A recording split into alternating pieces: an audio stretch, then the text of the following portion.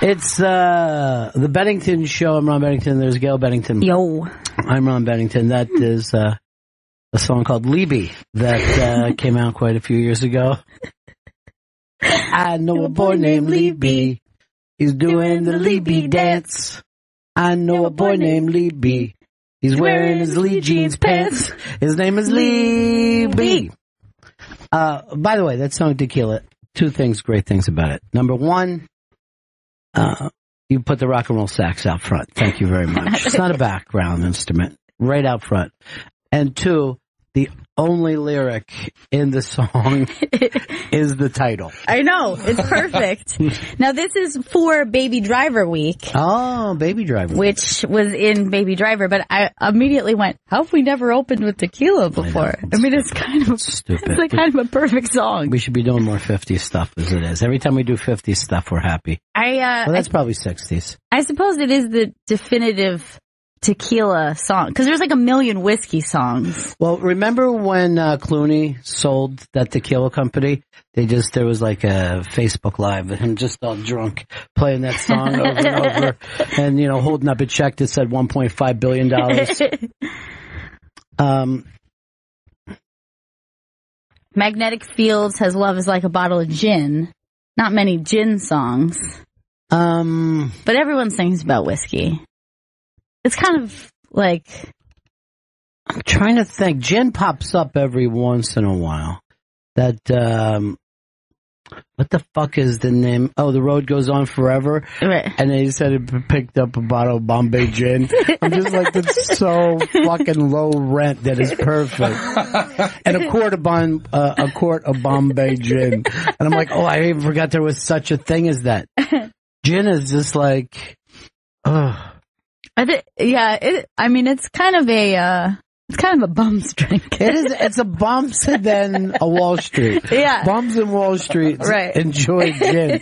But I don't think swigging gin should ever be done. No. Under any circumstances. Well, it's for the person who's just like, they like Christmas trees and wish they were liquid. That's what it tastes like. Yeah. Anytime that you need to throw a lime in anything to help the taste, you're in trouble. Now, are there any vodka songs? Does anyone sing about vodka? I can't think of a... Chumbawamba? That's not fair. They drink they drink everything. Yeah, they do drink everything. But a whiskey drink and a vodka drink. Yeah, but they throw vodka in. I give them credit for that, Now, a lager drink, that comes up. Cider drink, not very often. But also, no one ever says a lager drink. What kind of lager drinks do you have here tonight? Any cider drinks? Okay, so I've got everything covered. I'm going to do a Chumbawamba drinking session. That was always a gimmick of mine when we would go into a club or a bar. Mm-hmm. Fuck clubs. But I'd always say, my friend and I are going to get very, very drunk, so I want to just say right off the bat, you need to keep an eye on this table. This table is greenlit for the rest of the night. Because you ever have that thing where you're like, I know. Yeah. I'm getting hammered. Well, Chris had this story today. The number of alcoholics, this is up on the iBang, they're now saying 1 out of every 8 Americans is an alcoholic. And I think it's gone up like 49% in the last 11 years. Now, this goes by abuse of alcohol. Is it about frequency? Is it about... all the above. Yeah, it's like the way you act. Yeah. By the way, it's 1 in every 8. Unless Chris is there, then it's 2 in every 8. But I also think like the different mental problems that they bring up, right? Like when they're saying so many kids are on the spectrum, blah, blah, blah. Sure. I kind of see this as the alcoholic spectrum. When I was a kid, an alcoholic was a sailor or a fucking stew bum. You know what I mean? You never said anybody. And if you had even brought up the term AA, people were like, oh my God. You know what I mean? Like, oh my, I mean, it was back in let's say the 70s, it was a point of embarrassment. Right. You must really have a problem. Yes. And then somebody would say this, I heard that their mother goes to AA. What? Matter of fact, it took Betty Ford before I think women even went.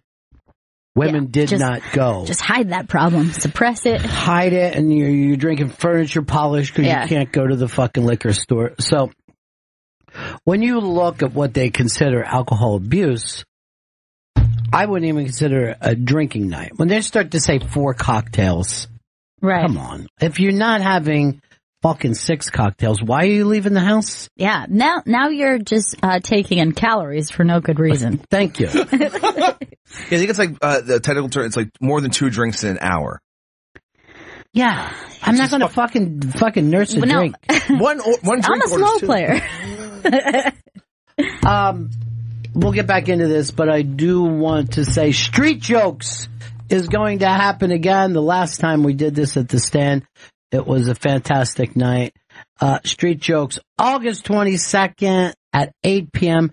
at the Stand Comedy Club in New York City. Go to the iBang. We got some free tickets for you. Go over to the iBang and sign up. These are going to go fast because it's a fun night. And we're going to do this differently because everyone's like, who won?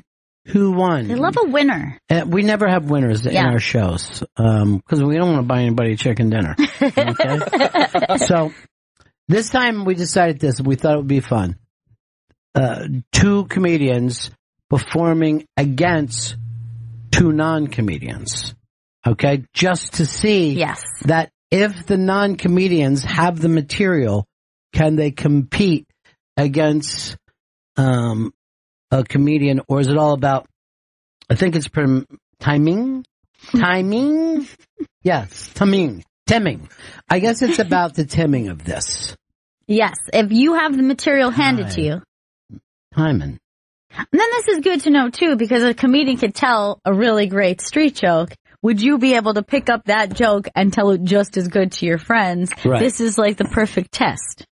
It is true. We've all had someone tell us a joke that feels painful. Yeah. And this happens a lot of comedy clubs where they go, I got a joke for you at the end of the night. And people now, it used to be you sat and you listened and you put up with it. But this younger generation, this millennial generation will say, you do not have a joke for me. I won't put a joke in my act no matter what. And that's why we got into even doing the show, because we think it's funny that these things have been forgotten about. You know, street jokes themselves. And there's still amazingly funny jokes out there. Yeah. It's like going the way of like the old like storytelling by the fire. Like we got to keep the street joke alive. You know how so many people do their storytelling podcasts now. Mother came downstairs at 6 p.m. as always. She had a margarita in her hand. Father sat by the fire, farting. It's a great story. And screaming racist taunts at Fox News.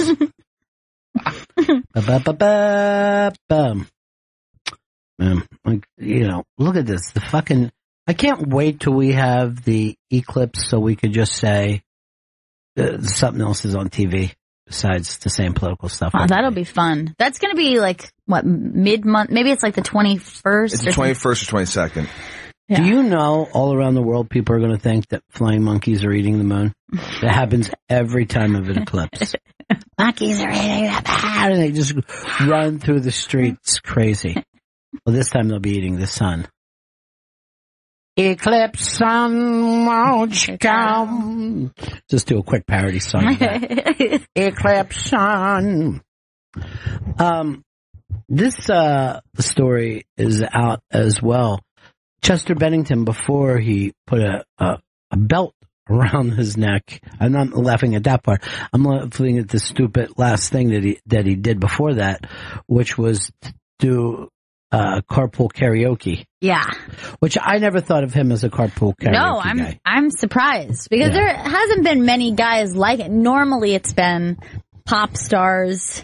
Coldplay is as hard as you get. And somebody else did, Red Hot Chili Peppers did. Right. And even that, I think there was only 3 songs that they did. But Chester Bennington recorded it.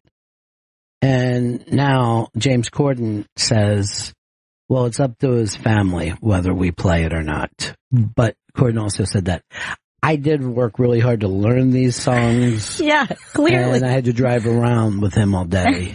It's not just about Chester. I worry this is the thing that pushed him over the edge. Thinking about this thing coming out. Yeah, just like that. It's a low point maybe for anyone. Yeah. I mean, other than Britney, I think it's rough. Remember, people thought that was cute at first, and now it just feels like a burden. Yeah. Someone sends you fucking carpool karaoke. Like, Too long. God. Yeah, some of them One are is like too 20 long. songs. One is way too long. Cut this thing down, Gordon. I like that Madonna, I think it was Madonna, just tried to win carpool karaoke. Like, she was like hanging out of the window and like dancing, like putting her feet up on the roof and being like all crazy. And I was like, oh, you want to be like, I will have the fucking most memorable carpool karaoke. Everyone's going to talk You about think this. fucking Britney's gonna outplay me on this? Fuck no. She wanted to be Adele. I think Adele was the one that was fucking ridiculously popular. Well, of course. It's Adele. Her shit is perfect for carpool karaoke. But people don't sit around and sing a lot of, Chester songs. Yeah. That's I the wouldn't top think zero. of them as like sing-along types. Mm-mm. Why doesn't he do it with Black Sabbath? Just have Black Sabbath. Love or dead. Nobody wants him. But anyway, that's the big deal right now. Matt in DC, the district. Hi, Ron. Hi, Gail. Hey. So I'm reading this book called Colonial Spirits, and it talks about what people drank in the olden days. And what's fascinating to me is everybody drank all day, every day, including children. So I think when we measure alcoholism now, it's certainly a different standard. Yes, it's an incredibly different standard. That was my point immediately, is like when I was younger, you would have had to, I mean, even a DUI, you weren't always even arrested on until the 80s. Right. It would So be it was like a slap on the wrist. They'd be like, look, get yourself home. Stop acting like an asshole. Yeah. People would believe that I'm making this up, but when I was a kid, underage drinking in my town, the cops would flash the thing and go, "Do you guys have anything besides beer? There's dope in this car. I'm arresting everybody."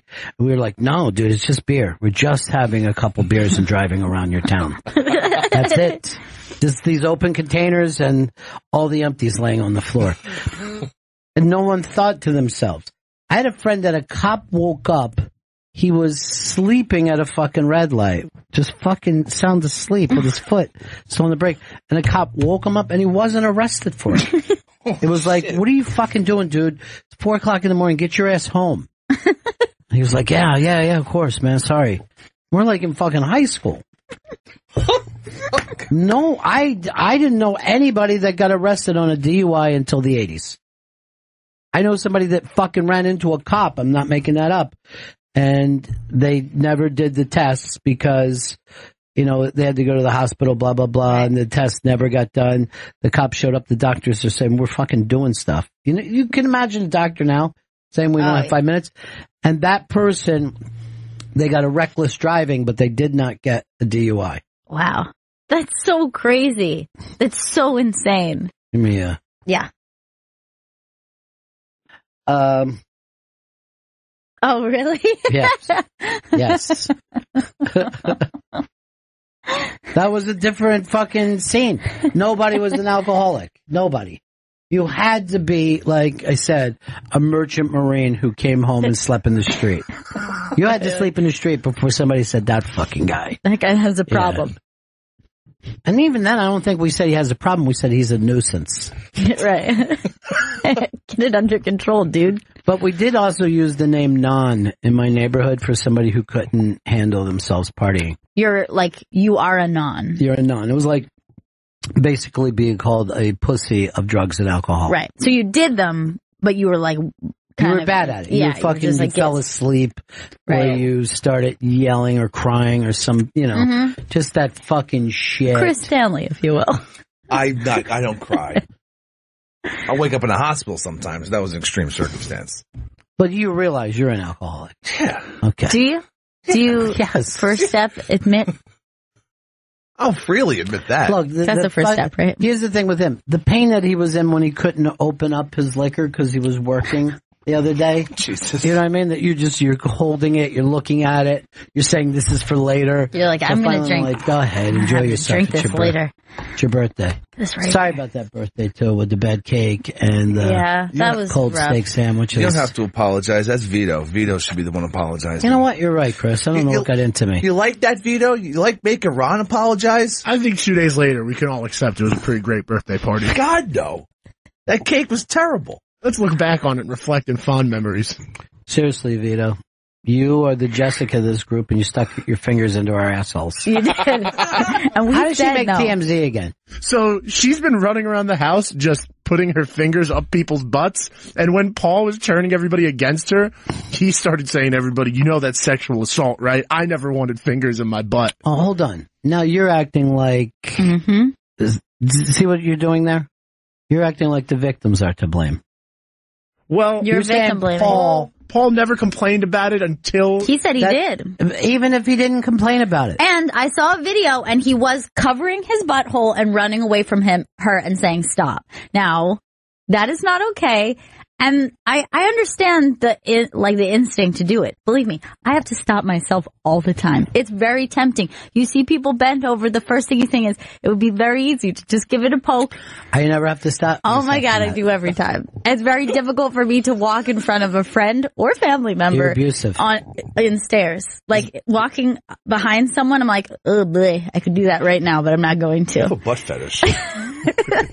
Well, Jessica definitely is an ass girl because she was doing that thing where she was spreading her ass cheeks to show how when you get your asshole bleached. But look at Vito. It isn't just about women. That's what you don't get the other day. Those men, they smile because they didn't know what else to do. Yeah. They did not know. And she was not just doing it to the men. She, Alex the Pow Pow? Okay, now you're racist. That's what Jets called her. She also said that she was poked in the butthole and vagina grabbed. Well, that's what she says. That's a little much. That vagina grab is a crossing the line. I think it's all crossing the line. First of all, for you to finally say the asshole is not wrong. You would be in HR right now, dude. Yeah. You couldn't say, I only put a finger in her asshole, not in her vagina. What is she? And she was giggling while I was doing it. Yeah, she's sick too. And then she's fine. I saw a video of her doing it to Paul. Paul screaming no. Then finally she lets up. And she gives him was it as good for you as it was for me line. And it was delivered really creepy. Really creepy. The difference is, of course, she's a little girl. And people are like, oh, she's just having fun. Yeah. I mean, look how far she's up that guy's ass right there on TMZ. That's so deep in. And this is the shit that Big Brothers does not. This thing has been going on for months. I only find out because TMZ, even though I listen to Big Brother every week. Yeah. Big Brothers. That's a stupid fucking podcast done by Vito and another guy. Chris. Available on the Interbank. Yeah, oh my God, I barely hear you, and it's always dumb when I do. I'm look at that still. That's to second knuckle deep. It's not just a poke of the butt cheek. She's in. Oh no. In there. And two fingers too. Deep in. It's a whole one. Part of her social game. Listen to Vito. I wish fucking women were here to scream at you right now. I'm here. Yeah, I told him. But you know what? You're having fun with it. I'm talking about the kind of women who get very upset about any of this stuff and acting like Matt. This is going to stay with Matt for decades. Poor Matt. Look at him. He never has any sleeves. Likes to show off those guns. He wears the orange shirt or the blue shirt every day. Well, you don't get to bring a lot of fucking clothes in there, dude. And plus, you make excuses for sexual assault. You're a victim blamer. You know what? I'm just not a big Paul fan right now. I'm sorry. That has nothing to do with it. If you didn't like somebody, oh, good, they got raped. That's not the fucking I would point. never go that far. You have gone that far. You just did. That's what we're trying to fucking tell you, dude. You've gone that far. That's butt rape. And I'm taking it to HR. No, please don't take it to HR. Oh, look at you. Now you want to get into the begging thing. Shame-based. All of his sexual stuff is shame-based. Johnny, go. What's up, buddy? Hey, buddy. I have a public service announcement for anyone remotely close to New York. for that August Street Jokes. Get your arses to the stand because it's a really, really fun night. I've been to the 2 of them, and it's really great. Can't wait for competition this time. You and your wife said that you enjoy street jokes more than one-on-one, which it alarmed us because we think one-on-one is the crown jewel. Yeah. But people love street jokes. And quite frankly, it's easy to do. Hey, I got a quick question, and I'm not going to ask Chris about the money he may or may not get from $31.8 million. My wife brought this up. If Chris goes on a crazy bender and dies, does he have a will? No. There's no will. So the money goes to whom? Because he has no family. We always say this. If Chris dies, I go in for a quick cleaning. The money's just in a Ziploc bag. Yes. You can't trust the banking system these days. Do you have any plans? There's no plans for after my demise. Why should there be? There's no one. But Chris, you need to think about Ron and Gail and Vito and Jen. I don't think he does. Girlfriend. He doesn't think about us now. Why would he after death? You know I love you. Yes, and I also know that if you go out and get a sandwich, you just get one for yourself and come back. You never even asked. That was a big problem with somebody who you don't write back to. That if Chris would just, that this person, he doesn't want to be live a public life. He would go out and say, "Hey, does anybody want anything? I'm going out now." Yeah. And then he would get stuff for people. And then Chris came back by himself with, what did you have? It's a langos. It's a street food from like fucking Hungary. It's like fried dough and sour cream. It's delicious. Well, I hope that person does not take it personally because he does this to everyone and it's hurtful. No, it is hurtful. He's a terrible person. It's awful. I mean, not too long ago, it was like a couple of days ago, we're all together in the office, a conversation comes up, we should all go get food. Chris says, yeah, that's a great idea. 5 minutes later, we're like, is Chris in the bathroom or what's going on? We text him. He's just thought that was like, I'm going to go get it. You guys deal with your own. Like, when we say that, we meant like, did you want to walk together? Walk down the street? Go pick up a sandwich together? The whole journey is part of the fun. I thought I meant just we're going to disperse and go get food. No. There's an I in Chris. There is. I bring Chris peanut M&Ms every day from the vending machine. Every day? Just to be nice. And today, he comes back with a seltzer, and I said, you could have asked me if I wanted a seltzer. Like, you got up in front of me mid-conversation, got a seltzer. I bring you peanut M&Ms. The difference was I saw him with a seltzer and started cracking up on the street. I'm like, what are you? I tried to explain, it's a Schweppes. I go, do you know that name means nothing 5 miles in any direction? I had no idea. It's the #1 beverage of Queens. It's a great brand of seltzer. Fuck that LaCroix shit. It's very trendy with the hipsters. I know that. Yeah, it's Schweppes? No, LaCroix. LaCroix. I don't know why, but I see a lot of youngsters walking around with LaCroix. It's really annoying. I wanted to get one for When Chris Joe gets his money, he's going to be drinking LaCroix. Oh boy, that money comes in. I will never stray from Schweppes. He's going to be. But Chris, you really need to think about a will because if something was to happen, the money would go back to like the state. You don't want the government to get the money. Take care of Ron and Gail and Vito. No, we don't want any of his goddamn blood money as it is. What if you gave it all to a person who doesn't want to live a public life? And he could distribute it to charity. Why are we so sure Chris is going to die? Well, yeah. I could just spend it. Happen. He lived a dangerous life. Do you think you could get life insurance for that guy? It would be expensive, but we could get it. It'd be like getting life insurance for Evel Knievel. All right, thanks, Jenny. Talk to you later, buddy. Bye. Bye. Enjoy your crabbing this weekend. By the way, Thursday is the new Summer Friday. This fucking place is dead as fucking disco. It's crazy. Now, normally, a Friday you see totally quiet, no guests walking around. No. Now, it's slowly but surely seeping into Thursday. When is it going to be Wednesday? Thursday, when is it going to be Tuesday? Yeah. And when are we taking a whole fucking summer off? I walked outside my place today. I put my arm out. 8 cabs came driving at me. They drove up to the thing, right up to this building. There's no traffic whatsoever. My neighborhood was complete. There was no one on the street when I was walking to the train station. This fucking town is boys of summer. It literally is that. totally is. They fucking love summer and they want to get the fuck out of this city. And I also think we had like a couple like gray days. It's like the sun is out and they're just like, fuck, let's go. Like, we can't risk this. Yeah, it's definitely boys of summer. It is. You're not going to get around it either, man. Everybody's gone. Which is a good reason to go to the stand this weekend. Yes. We're going to have some great guests. I'm going to be hosting. And you can, make reservations now. Not like when as soon as it gets slightly cool. That's always the best thing about sticking around in the city on the weekends. Is that like you really get to do the fun stuff. You get to go to the comedy clubs, go to the best restaurants, go to brunch, and there not are wait some in line. people that said they're embarrassed if they're seen in a great restaurant during August. And I'm like, why do I give a fuck? Looks like someone doesn't have a place in the Hamptons. No, they're embarrassed. Like, they have to go here now in August because they can't get in May and November. At the stand on Friday will be Mike Vecchione.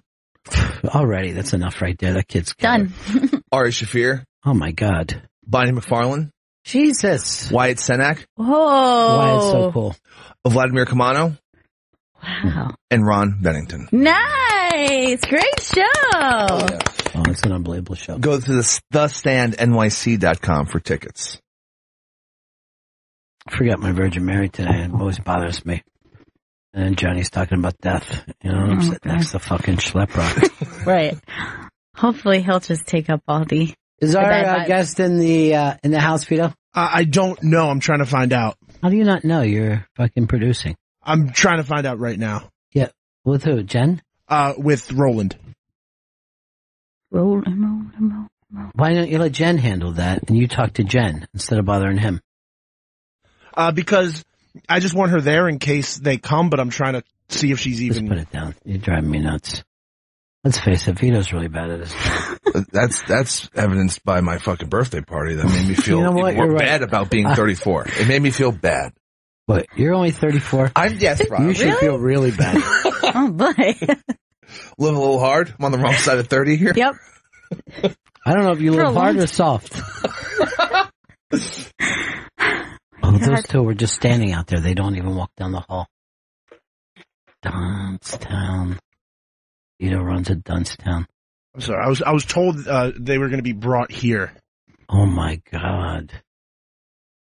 How are you a producer? You don't fucking need a fucking finger up your ass. You need a goddamn fireworks up your ass. I don't want anything in my ass. Do you know that your mom listens to this show? I know, every day. And then she's going to hear you not know where the guests are. Guest is here. He Maybe told not. you. Should I say send Spencer in? No. That's not a guest. Don't Spencer. Oh, it's a fucking intern bringing back lunch for Sway. That's not our guest. Please come in. Please come in and just act like you're a guest. But we know we got other stuff happening today, I'm on a tight fucking schedule. Schedule, of course, is the way us English people say schedule. Schedule. I didn't know you were English. Bennington. That's an English name. I'm just an Anglophile. I'm not English. That sucks. Are you? Do you really consider yourself an Anglophile? Tell me some of the things you enjoy about British culture. Blood sausage. I'm telling you this. I know for a fact I would have been more comfortable being a Brit. Yeah. It just fits my fucking great personality. I think the weather does there. The weather, the music, the facts that I'm very Shakespearean. Yeah. What is it? Greg? Stiff. Why you? Stiff upper lip. I'm stiff lower lip is what I go. I like the top lip just want to flutter back and forth. But the bottom lip stays stiff. Because I go watch fucking that Tinker Tailor fucking movie. Yeah. It doesn't even make sense, and I watch it 80 times in a row. I've never seen it. It feels nice and depressing. I like a light, rainy depression to my life. I don't like everything like bright and sunshiny. No. I'm not walking on sunshine. What is it, Chris? Carly Aquilino is coming in studio. She's performing Saturday, September 27th at the Egg Center for the Performing Arts in Albany, New York. Go to on Twitter and Instagram, at Carly Aquilino. Promoting her TV show. Vidiots airs Thursdays at 8:30 on MTV2. Safe World airs Thursdays on MTV2 as well. Now listen, Gail, this Chris always likes to have music for somebody. He could not find any music to these MTV shows. Okay. So he picked her favorite song, according to him. Nice. This is what I found online, yes. And I hope it's right. You're going to love it. And she'll also be at Levity Live this weekend in Nyack, New York, the 11th to the 13th. Right, great. So you didn't have any of this together. No. All right. Be ready to plug then. Okay. Charlie, great to see you.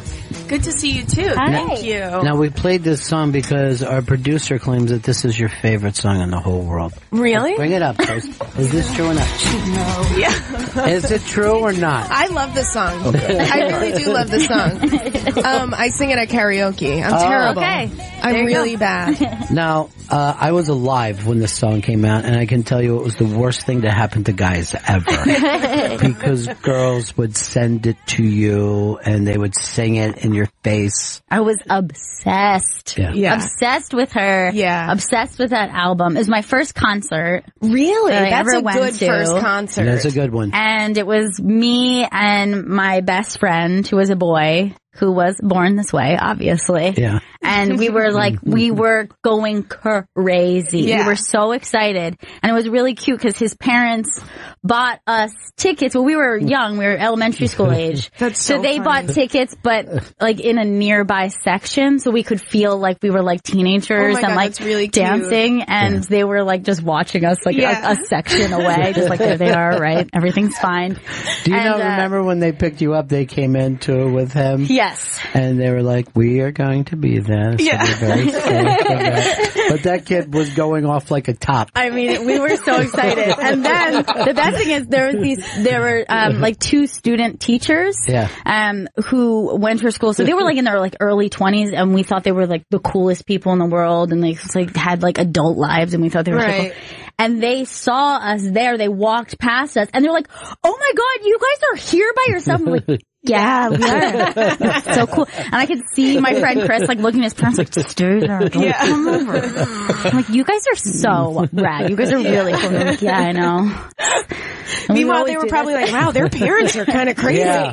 Just letting them go to a concert by themselves. We should call child services. Well, I was working in radio when that album came out. That by the end of that tour, she's playing stadiums. That's how popular that was. And that was kind of in the grunge age. And it was just how did this thing just break out on its own? It's because women always wanted to have a song to throw in men's faces. Yeah, and it was about Joey from Full House. Which is the craziest part about the whole song. Yeah, it kind of ruins it. Yeah. Exactly. You expect it to be this bad boy, right? He has a puppet. You're like, what? You wrote a song about this guy? Yeah, when he did Popeye that time. Yeah. Really it got broke me. my heart. Yeah. Yeah, he didn't do any current. No. That was his main impression. Yeah. People would be like, Joey, he's rough with the women. I mean, he doesn't give a fuck. He uses them. But wouldn't you love to have a song written about you? Wouldn't that be just the best? Yeah. Even if it was this person's shit? Yeah. That would be the coolest. That would be an honor. Yeah. No matter what they're saying about who did they finally decide You're So Vain was written about? Was it She's never said, but it was always between Warren Beatty and Mick Jagger. But since Mick Jagger sang back up on the song, I don't think it was him. I think it was Warren Beatty. It's gotta be Beatty. And he is vain. Yeah. You know? Yeah. Now, Patricia Arquette had 2 songs written about her.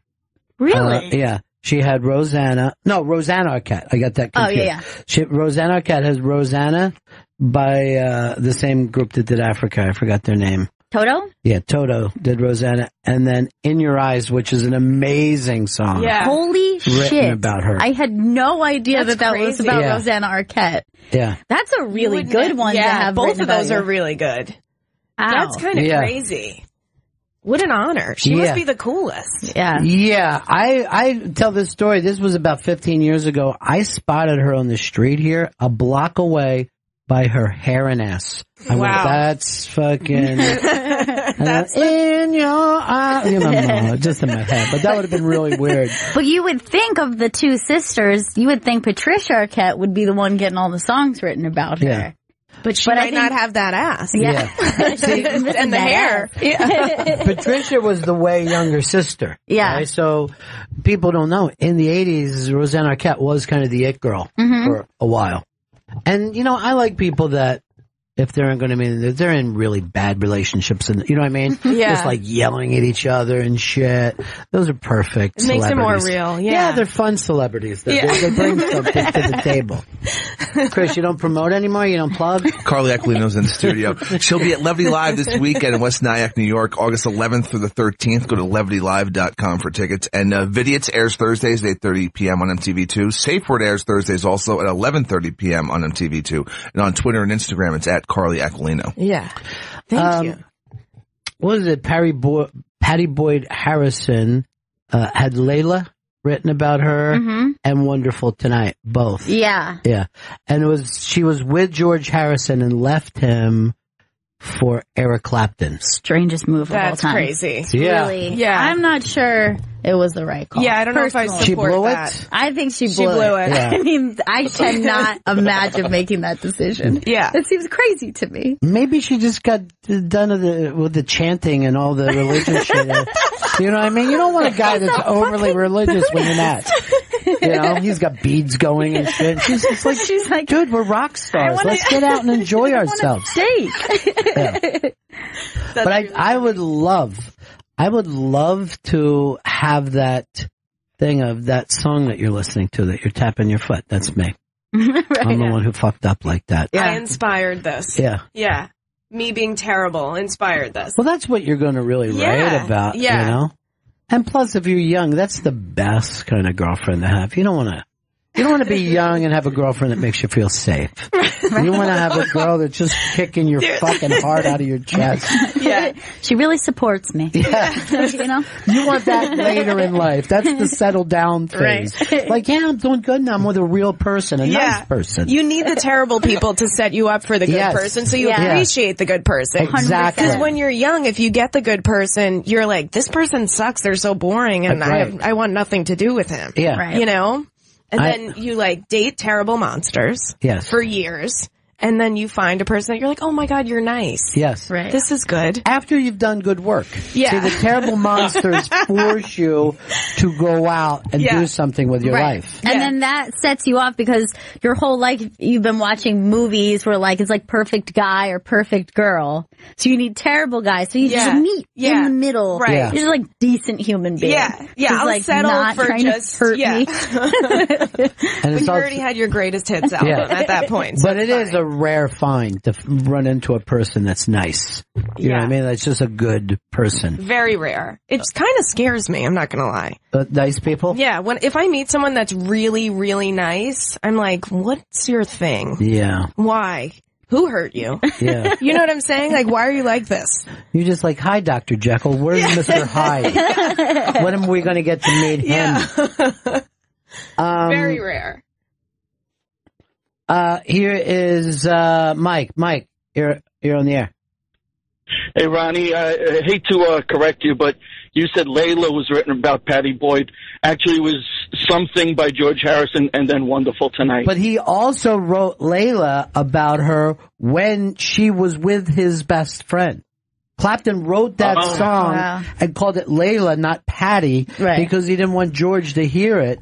But it was. I had always heard it was Something. Sorry. No, thank you very much for correcting me. No, I didn't correct you. We're all in this together. You're all right. This is a great thing. Yeah, this isn't a history class. We're just human beings on a radio show. This is actually the best case scenario. I think George did write something about her. Yeah. And then even when I finally saw her, oh, that's her? I don't know. You know what I mean?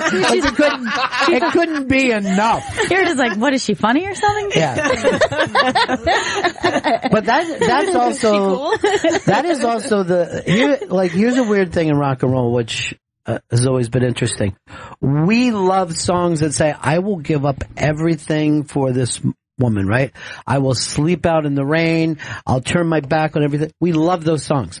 And yet whenever a rock star does it, we hate that woman.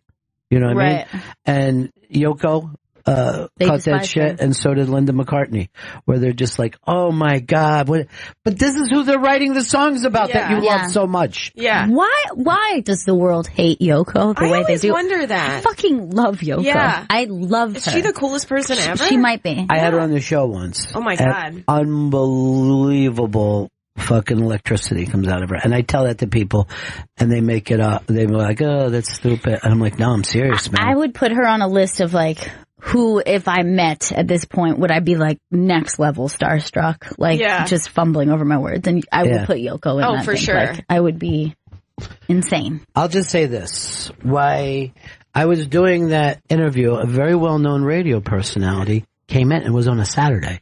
And that person came in and waited outside so they could get their picture. Wow. Yes. And I'll, you know what? I'll just give you a rhyming name. Okay. Tim Horton. Tim Horton. That rhyming person. It's a great deli. And I was like, and I'm like, oh man, even he digs. Yeah. You've got to. But you know, that's like living history. You know what I mean? Like she was with John Lennon during the Beatles, and he's like, you know what? Fuck the Beatles. I can be hanging out with this chick. Yeah. That's the best. She has to be the coolest. She has to be. To be with John Lennon and to have him love you? Yeah. Like, that's crazy. She has to be the best. And just write songs about you and want to make art about you and everything. And his stuff isn't hidden. Like, you know, he wrote Oh Yoko. Right? Yeah. You know, it's like, seriously, this person right here. Her. She's great. That's who I call her name when I'm in the bath. I always think about that, what's her name? The Annie Leibovitz photograph that she did of them, and she's clothed and laying straight, and he's like totally naked and in like a fetal position holding her. Like she looks so strong, and he's just like in awe. And you have to also remember that's 1980. Like that's even today. That would be, people would react and go crazy. But back then, when everyone used to punch each other, and you know, that was really, and I think that was taken either the day he died or the day before. Wow. It was, and I only found that out. I think it was like a documentary about Annie Leibovitz or something that I had seen, but that was like hours before. Look at that picture, man. She's so amazing. Beautiful. It is. And you just think a million people billions of people have cameras on their phones now, right? Mm-hmm. And you never saw another picture like that good. Like all the people's Instagrams, do you ever think, oh, what an amazingly cool picture they took? Yeah. No. And it's like crazy because it's so simple, but it's insane at the same time. Right. You know, she's in all black. He's naked. And he's literally like a baby. Yeah. That literally looks like a baby in the womb. Yeah. It's like a baby and a mommy together. Yeah. It's so strange. And he looks so like vulnerable, and she's so strong. Yeah. And he has no hair, you know, on his body. Just hairless. Yeah. It's like a sphinx. Also, if you don't, you should follow Yoko Ono on Twitter, because she just like puts out like weird little pearls of wisdom / oh, that's cool. poetry that's just always really bizarre and very cool. I didn't know. And it's like checking your like zodiac every day or something. I think it was her concept. War is over, when they put up those. It was during the Vietnam War, and they just put up these signs that says "War is over." Yeah, all over the country. And people are like, is it? It's like it's going. But what a great thing, just to act like something happened. Mm-hmm. Yeah. You know? So cool. Carly Aquilino's in studio. She'll be at Levity Live this weekend, August 11th to the 13th. Go to levitylive.com. Invidious airs Thursdays at 8:30 p.m. on MTV2, and Safe Words also Thursdays, 11:30 p.m. on MTV2. Twitter and Instagram at Carly Aquilino. Thank you. How is Vidiots, like, what is that Vidiots, like? It's cool because they're trying to bring back music video shows, which is cool.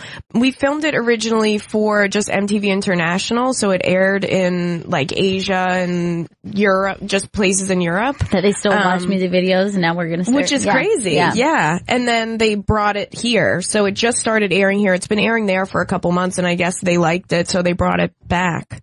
So it's cool. It's kind of like just people commenting on popular music videos, which is nice because I never watch music videos anymore. I was watching them like, oh my God, I can't believe these still happen. I still really love watching a music video. Somebody, Jay-Z just put out one the other day that was like a twist on Friends, like the Friends theme song. And I'm like, oh yeah. Music videos. There's a lot of comedians in that too. Is there? Yeah, Lil Rel was in that that Jay-Z music video. Gerard Carmichael I saw in it. I didn't see the whole thing, so I don't have the special I know, I saw website. like a little clip of it. And I saw memes of it. Yeah. But I don't have a membership. But, Beyonce has done that like twice now. Was it both Lemonade and the self-title where she just put out like a music video for every song? It was like a movie. I know. Crazy. But people act like she's the only person who does anything. Yeah. Like, like she is like almost the entire pop music industry just shoved into one person. We just need one Beyonce. That's yeah. Yeah.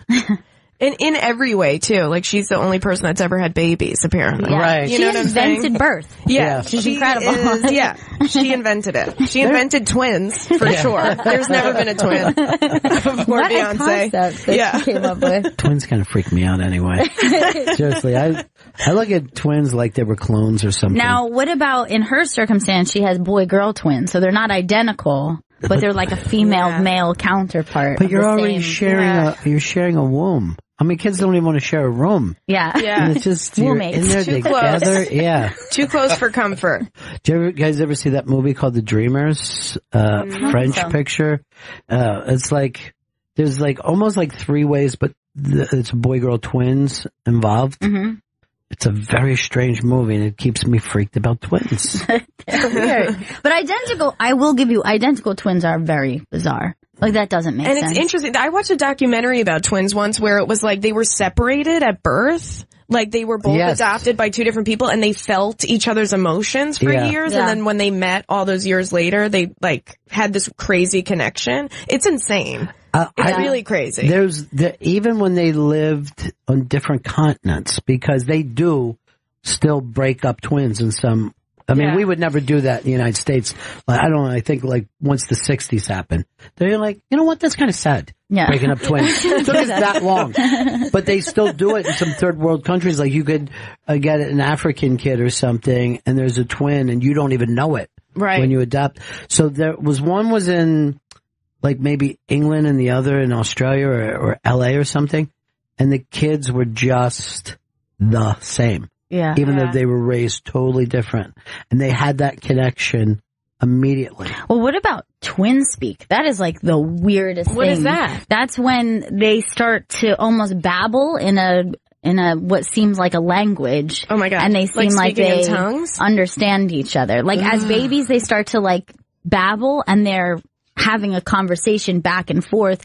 And then later as adults, even twin speak kind of goes where they'll start a sentence and then they'll both go like, yeah, me, but they're like, I got you. And like they kind of already know what the other one is thinking. You know why? Because I think they're really telepathically talking, and you're just saying those words to say words. Right. But I think it'd be the way of like, hey, how did I know what I thought? You know what I mean? Yeah. That's how they are. They're sharing some kind of energy field. My cousin just had twins, like recently. They're like 2 months old now, and I saw them. We were at this engagement party, and she has 3 kids under 3, which to me is like, oh my God. Yeah. It happened so quick for me. Yeah. You know, I'm like, wow, I can't believe this is just insane. Yeah, you're a whole family. But they're like passing them around over the table, and I'm just staring. She's like, what's the problem? I was like, I can't believe they came out of you. Like 2 of them at the same time? How is that even real? She's like, stop calling them it and they. Right. I was like, they're not people yet. What is it? What is that thing? I think if you have twins, and it probably might sound a little rough, kill one of them. I would say the smaller one. The smaller one you just beat with a brick. And then you're like, okay, there's just one kid. Now he has a chance to be normal. I always think about it too. Like if I had an identical twin, like people are always trying to figure out which one's cuter. Right. You know, I would hate that. I would hate to be the twin that's like, oh, well, there's my really talented twin sister that looks just like me, but for some reason people like her better. I have a friend who's a twin, and she when she told me, because they went to 2 different colleges, so I didn't know that she had a twin sister, and she's like, she's really smart and I'm pretty. I'm like, you don't get to say that. Yeah. Like, not okay. That's what she's been telling herself forever. Not okay. She's the smart one, I'm the pretty one. Yeah. Okay. All right. I bet with twin girls, like, your boyfriend or husband is always going to try to bang the other twin. They're like, I feel like I have a right to this. Everything. Yeah. I have a right. I've married the twins. And then also you would go, Well, I liked you because I was physically attracted to you. Right, exactly. It's like, which one of you is cooler? Yeah. Right. So if you both look the same. That would be a funny breakup. Carly Aquilino's in studio. I'm trying to get him on it. She'll be at Levity Live this nice weekend. And She'll be at Levity Live this weekend in West Nyack, New York, August 11th through the 13th. You go to levitylive.com for tickets. And on Twitter and Instagram, it's at Carly Aquilino. Vidiot airs Thursdays at 8:30. Safe Word airs Thursdays also at 11:30, both on MTV2. Hey, Rod, you're on the air. How you doing, buddy? Yeah, what's up? What can we do for you? I wanted to say that Lennon's last words were his wife's name before he got shot. Way. Is that right? Sorry. Don't make me cry. No, I mean, he did a joke. No, that was his joke. He's like a really funny guy who has a joke ready to go. Boo! Too soon. He's a really funny guy that's got a joke ready. He's always like, he's got a funny joke for every occasion. I like it because it's punny but mean. Yeah. Punny but mean. When John Lennon died, I felt like I lost somebody in my family. That was my first time of getting like, oh my God, the whole world is crushed. Yeah. The whole world is crushed. Yeah. And I remember that night, I stayed up all night listening to radio. And it was the first time like people were doing talk radio on FM because they would just play and people would just stay up all night and they were just taking phone calls. Yeah. All night long of people just fucking losing it. Yeah. Losing it. I don't think we can even, I don't know if we have anybody that, because everybody's got somebody different now, right? But if you were a little kid and you grew up on the Beatles are still as popular as they were in the 60s. Strange, yeah. We just got a Beatles channel here and people went crazy. Yeah. We were just playing it in the lobby for like 3 weeks straight. New Beatles channel, guys! Pretty big deal. Yeah. Everybody was singing to each other. And then I was sad when we went back to like pop hits out there. Yeah. I was like, oh, we were having so much fun with that. What a time. I don't think we'll ever have anything that is mass love. I'm trying to think. I mean, when Michael Jackson died, I feel like that crushed everybody. And he was kind of a unifying pop star for sure, like generationally. Yeah. I'll also say though, some of the kid touching stuff kind of fucked up. It did make a damper on the whole services. Cause what I just kept thinking about is like young Michael Jackson, and that would make me sad, but then like, yeah. Even like up until like early 90s Michael Jackson. Because that was like the Michael Jackson of my youth. Like everybody had like a version of Michael that like when you were young and you were like, so like mine would be like when he just turned white. You know, when he was still like, like he was like a pretty lady. Yeah. But not yet when like the nose got weird. Right, so he had like the soft hair. Right. And really light. You know. Like a pretty white lady. That's my Michael. The Michael I literally grew up with was Jackson 5 Michael, which beloved by kids. Yeah. It was like a kid's rock star. Yeah. The kids had some, and like already like, you're like, well, he's as good as James Brown. I don't give a shit what anybody says. He was great. And then I liked the one who took his kids around dressed as beekeepers. He was great. That was good. Beekeeper. He just hanging them over the side. Yeah. Showing them off. Hanging them out a window. So crazy. I forgot that he hung them out the window. He hung him right out the balcony. Yeah, Blanket Jackson. Was it Blanket or Paris? Yeah. I thought Paris was Blanket. Or Blanket's a boy? Oh, Blanket's a boy. Okay. Blanket's a boy. Duh. No, oh, yeah. Totally. You name a girl Blanket and I'll tease her. But, there used to be things like in the paper, like, should we take those children away? You know what I mean? Like, people were just very comfortable saying that. Yeah. Yeah. Michael's gone. I know. It's hard to believe. He was a legend, though. Yeah. He was nobody there. I don't think there'll ever be another Michael Jackson. Well, we were talking about that thing that electrified everybody. In the 80s, there was this TV show called Motown 25, and they brought back all the Motown artists, right? And it was great. It's Smokey, it's the Temps, it's the Supremes, and then the Jackson 5 come out, and they're great. And then the brothers walk off, and Michael goes, as much as I like the old songs, I like the new songs. And that's the first time that he moonwalked, right? And this is when everybody would watch network TV. And he moonwalked, and you just heard this roar across America, like, wow! You know, no one had seen a moonwalk before. No one had seen a moonwalk before. This is straight up wizardry. Yeah. And you were just calling it really is. Do you see what Michael Jackson danced backwards or something? I don't know. He floated. Yeah. And people were like, does he grease his shoes? How did that happen? Yeah, because like that early 90s Michael that I was talking about, that I remember being like such a huge fucking deal when is that Dangerous, that album? That's where like they did the music video. It's like, he's black, he's white, and like the faces were morphing, and they were like that was the craziest thing anyone saw. Like now saw that. Thriller now scared me. Yeah. Did it? Scared me, petrified me. As a kid, but now watching it, you're like, this is so dumb. It's like a guy in a mask. It's not even a good mask. Yeah. But remember when there was the whole movie leading up to it too? Like there's something different about me. I have contacts on. He had like green eyes. And that cute chubby girl that he was dating was so fucking adorable. And then like that dance is still like so beloved. Yeah. And the moonwalk too. I love those. That Thriller dance that, like, every prisoner does Thriller dancing. It goes we viral. Still love Thriller. But I love that moment that everybody experiences together. We got one coming up when North Korea blows up Seattle. We're all gonna like, oh man, remember that? That was kind of a weird day. My mom called me that day. I like when everyone has their story. Their 9/11 story where they're not even close. Yeah. I'd woken up late that day. I lived in Kansas. Like, why am I hearing this? Well, we had someone tell us once, like, came up to us, and it's a member of our family, came up, and she was talking about another cousin of hers, and she was like, I was just talking to her, and did you know that she was on the Metro North on her way to New York City when it happened? What? Like, cool, we were fucking here on the island you speak of. So that's not that impressive that she was a good 2 hours away. Yeah, that's like being like, I was alive that day, so I need a lot. I need a lot from you.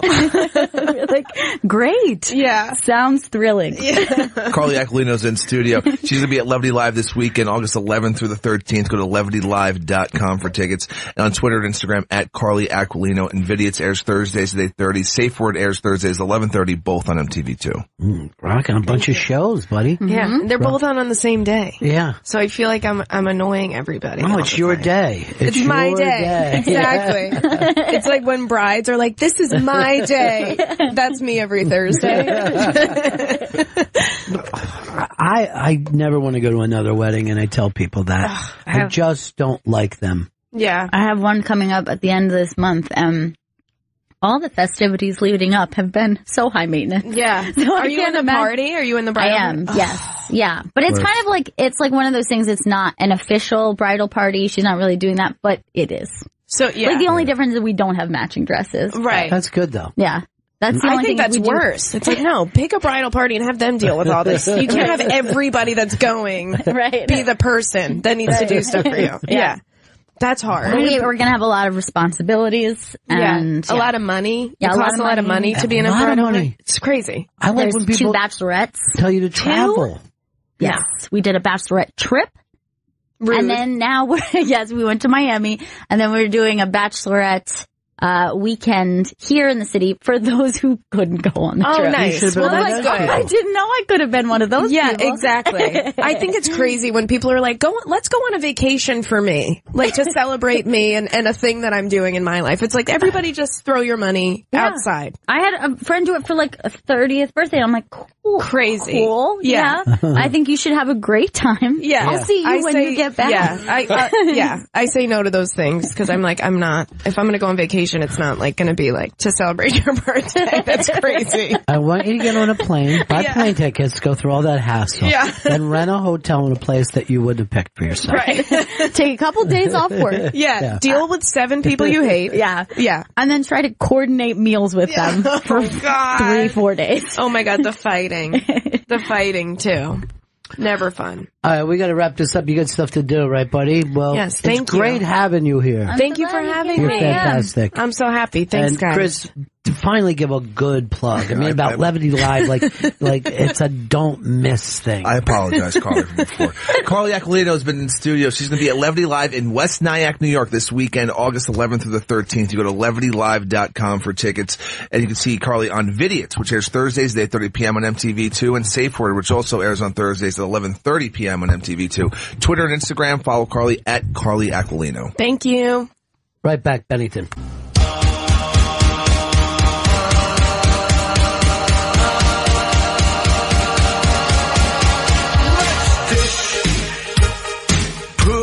Your headphones, Jen's got the news.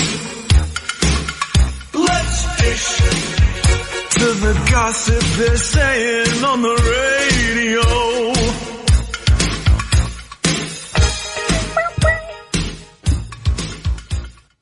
So the Let's Dish segment is brought to you by Dish. Dish listens when no one else does. Dish tuned into you. To learn more and sign up today, call 1-844-CALL-DISH. Go to dish.com or visit a local retailer near you. Exciting. Billboard. Dish. This just in. Dish has a big sponsor. Sponsor Dish. Dish gold. Well, the first dish of the day is about Anna Faris and Chris Pratt separating. A little sad dish. They're speculating that the reason for the split was because they were in a competition with each other. They also had different views on religion. They were saying that he's a very religious guy. She's not so religious. His career started soaring. Hers wasn't doing as well. And then in the beginning, he was a little chubbier. He lost a lot of weight. A little jealousy there. Change happens. But, you know, one time I did say, maybe it was like his Instagram or something, but him and his brothers built a cross on Easter. Yeah, wow. That's odd. That's kind of strange. I had them both on the show before too, when they were just had their baby, and I was saying, no, it's cool to raise your baby on movie sets. Don't think that it's weird. A baby should just be hanging out with its parents. Yeah. You know, if you own a restaurant, you're a baby, you're probably fucking seating people. You know, your parents are fishermen, you're out for 3 days. People make a big deal like, oh, I want that baby to have a normal life. There's no such thing. You learned that from fucking TV. But what's not normal is like, I think is just sending your baby away because you're doing your thing. You're better Chris off. Is here. He's going to hear that. He went to baby rehab and his parents went to grown up rehab. Oh, that is so cute. Yeah. This is fat camp. Yeah, this split is pretty big news. It's crushed people. Because they were kind of America's couple for a while. They were like a Jennifer Aniston and Ross. Like it was like. But here's the deal. I mean, yeah, he's got a better career than her, but she has a TV show. He has a better career than just about any other actor. It's kind of, you know, unexpected. He was supposed to be the guy who got some TV shows. He wasn't supposed to be an action star. Yeah. And then they made us fall in love with them. And now this. What next? Dax and Kristen? No. That would really be crushing. Fuck everyone up. Or what about if Simpson ever broke up with Nick Lachey? I'd go crazy. That's been going on for a while. What are you talking about? Yeah, they've been married for a long time.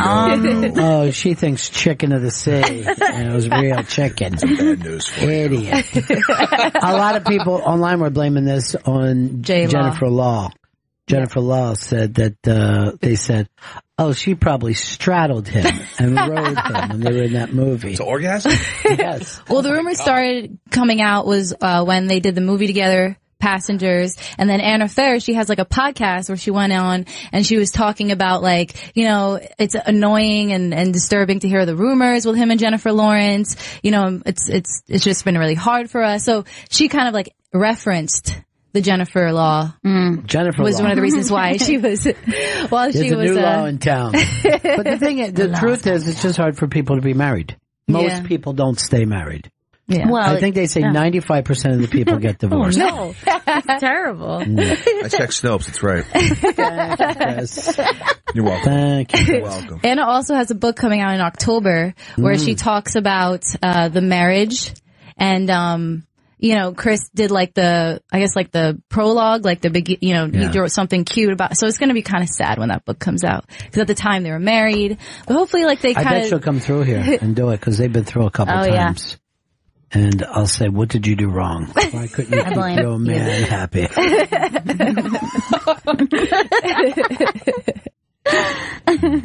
So next dish of the day is Megyn Kelly. Her coworkers, they're saying, are already outraged at her. Her show hasn't even started yet. It starts up in September. And they're saying because she's like a super diva, she's going on like a 5-day nationwide tour, and she needs a hairstylist, makeup artist, publicist, and a security detail, and about 5 or 6 people just as her support staff. She's traveling like on a charter jet. Flying private. Yeah. But she's a big star. She's not a regular person. Yeah. So if this thing, look, she'll be treated this way. If the 9 o'clock hour blows up and they end up crushing Kelly Ripa and American Idol, God willing, then she'll be a big. If she loses, she won't have all that stuff. Yeah, this is what happens when you sign a new deal. They kiss your ass. Right. Yeah. That's what they do. You're the new baby. Yeah, you're the beautiful new baby. I read her book, and she she's not a diva, but she's like I love her because she's so like demanding about, what she deserves. Like she's not a feminist. She doesn't say she's a feminist, but it's kind of like, I'm going into a man's world and I feel like I should be treated in a certain way. Really? Then why'd you let Roger Ailes fucking sail this thing through all those years? She does talk about that in the book. And, she says like it was in the beginning of her career when she was like a young reporter, and she felt like he preyed on that type of woman who, they're new to the business. He had a whistle. Right? And he goes like this, why don't you put this in your vagina and see? Oh my God. Pussy whistle? No, it was a regular whistle. You understand it was a regular whistle, not one designed for pussies. I love Megyn Kelly though. I thought you were going to say I love Roger Ailes. No. I thought you were going to say you love pussy whistles. No, what is it? Why do you love Megyn?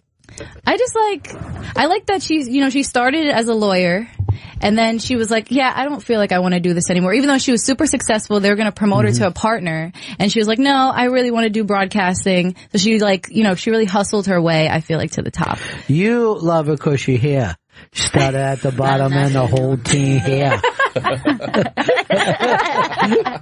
Look, you actually turned to see if Vito would grab the these are like, because we wanted it so bad. Yeah. Vito just started going like this with his hands, throwing his hands up and down, like one of those fucking blow-up things that they have at a used car lot. Oh, I'm sorry, we're not going to get it. Let's move on. Let's have another dish. Well, there it is. Late. Well, speaking of one of Drake's exes, Rihanna had that picture up of her at in Barbados at her carnival, and everybody was really upset because Chris Brown wrote in the comments like the googly eyes, and like her Twitter fans, her Rihanna Navy, started going after him like, get out of here. Because she still has that, I believe she still has a restraining order. By the way, she needs a different name for her group. What's it called? Rihanna Navy. Rihanna Navy? What's Navy? Well, you know how other people have armies. Yeah. She doesn't. She has a Navy. Like, that's her Bayhive, is her Rihanna Navy. Navy. Oh. I don't know. That doesn't make sense. Called the Air Force. Let's get back to the actual thing. Yeah. The dish. Right? I say this. I don't think that you can have a restraining order from your Instagram. Yeah. You know you're not supposed to be said to be emojis, right? Is she crazy? That shit crazy. They just don't want him to. Yeah, she is so thick these days. I fucking love it. It's like, so great. She has gotten thick as hell. Yeah. Thick as a milkshake. Oh my God. Because remember, she was teeny for a while. She was skinny, yeah. She was very, very She's tight. age appropriate. I love it. I think she just turned 30 this year. Chris, find that googly eye emoji for me and send it to her. And say, even though I never stalked you before, I'm new in town. Should I send an eggplant too? And no, you come on, fucking racist. I know what you mean by eggplant. I know what you mean. I know Italians. Vito, what do people mean when they say eggplant? Oh, they mean the word moulignon? Yes, thank you. Yeah. That's fucking racism, Chris. A mouli. I will not put that then. Let's go to another dish. I'm upset right now. Well, I just feel like people are still coming at Kevin Hart. Now it's not about him with another woman, but it's a fan saying that his security attacked him. Wow. Yeah, they stomped him. Really? Yeah, the guy tried to get too close to Kevin Hart. Yeah, he got stomped. Now he's filing a lawsuit for $50,000. That's nothing. Against Kevin Hart. Kevin. Kevin pays that for his goddamn breakfast basket. Yeah. Throw him 75 just for the hell of it. Why, you got that kind of money, why don't you throw it around? Yeah. Any money. You got $31.8 million. I can't talk about money. I got inside sources. Well, you gotta be careful not to get close when somebody has security like that. Because it happened to me once. It was totally accidental. A friend of mine was just like, holy shit, do you know what like that kind of car is? Those are so fucking rare. It's like the most expensive car. But to me, it just looked like an SUV. And he's like, no, this is like an armored car. And he's walking up to it. We're both walking up like, whoa, that's crazy. All of a sudden, this huge Jew's like, back up. Back the fuck up. And we're like, oh, sorry, we're just looking. And we look just behind him and fucking P. Diddy's on the phone, just talking, doing some business. We were like walking right up to P. Diddy, but we just were looking at the car. Right, P. Diddy's car? Yeah, it was his car. Oh my God. Yeah, drive around in an armored truck? Yeah, it was like an armored SUV. That's fucking really smart. Everybody wants to kill P. Diddy. After the Biggie thing, he has to. What's that? I mean, after the Biggie thing, like, I would never not drive around an armored car. Well, he didn't kill Biggie, he killed Tupac. No, but he was he was in the other car when Biggie got shot. So yeah, but do you know how his heart was broke? Yeah. Yeah, no, I know. I'm saying if like I would did the I'm watching you thing, I really felt bad when he got shot that day. Now I got an armored car, gonna make my way. No, that's what I mean. I mean, if I saw every breath you take. Look at me. So many songs for this dish. Hurry up with this dish, Vito. Let's dish along. I can't wait for him. I never want him to get it in time. Well, this story's up on the iBang. It's about Noam Dorman. He is the Comedy Cellar manager. He put out a statement because he was very upset over Anthony Cumia from Opie and Anthony having a little tussle with Jon Stewart from The Daily Show. Yeah, I heard it. Controversy. Yeah, I heard Ant talking about this on his show and then with Sam and Jim. And like from Ant's point of view, he feels like the guy walked up to him and said, "Bubba, you know, whatever he said. I don't like you because you're not chocolate." But from Noam's point of view, you can't. I mean, his life is going great, but it's because he has the safe haven for these giant comedians, guys that would normally be getting $150,000 a year, pop into his club and work for free. Yeah, I mean, you don't want to jeopardize that situation. You want to keep that always great. Because the reputation of that club is anytime you go there, you're going to get a great show, but you might get a crazy great show. Right. You never know. Yeah, you could get a show that Chris Rock comes into, or Amy comes into, or Aziz comes into, or Jon Stewart, Louis C.K., David Tell, and sometimes all on the same night. Yeah. Wow. So how do you keep that together? And what Noam said, which I kind of get, I can't wait to talk to Ann about this, though, was like, no one's ever broken the code of going out and said, you know, it wasn't so much that the guys had an argument, but then to talk about that publicly and, you know, call him and Aziz beta males. Right. You know, that kind of fucks with Noam's thing. Yeah. It is not, you want a nice environment there. Well, you just want them to feel great because they're coming and giving you $100,000 basically. Right. Of advertising every time they show up. Wow, that's a lot of money. You don't want I mean, it's a little club. Yeah. And you can see people that sell out Madison Square Garden sometimes the next night. And you're seeing them for $25 or whatever. Right in front of you, like feet away. And all they want from them is like to feel like they're welcome and that's a, you know, a cool thing. Yeah.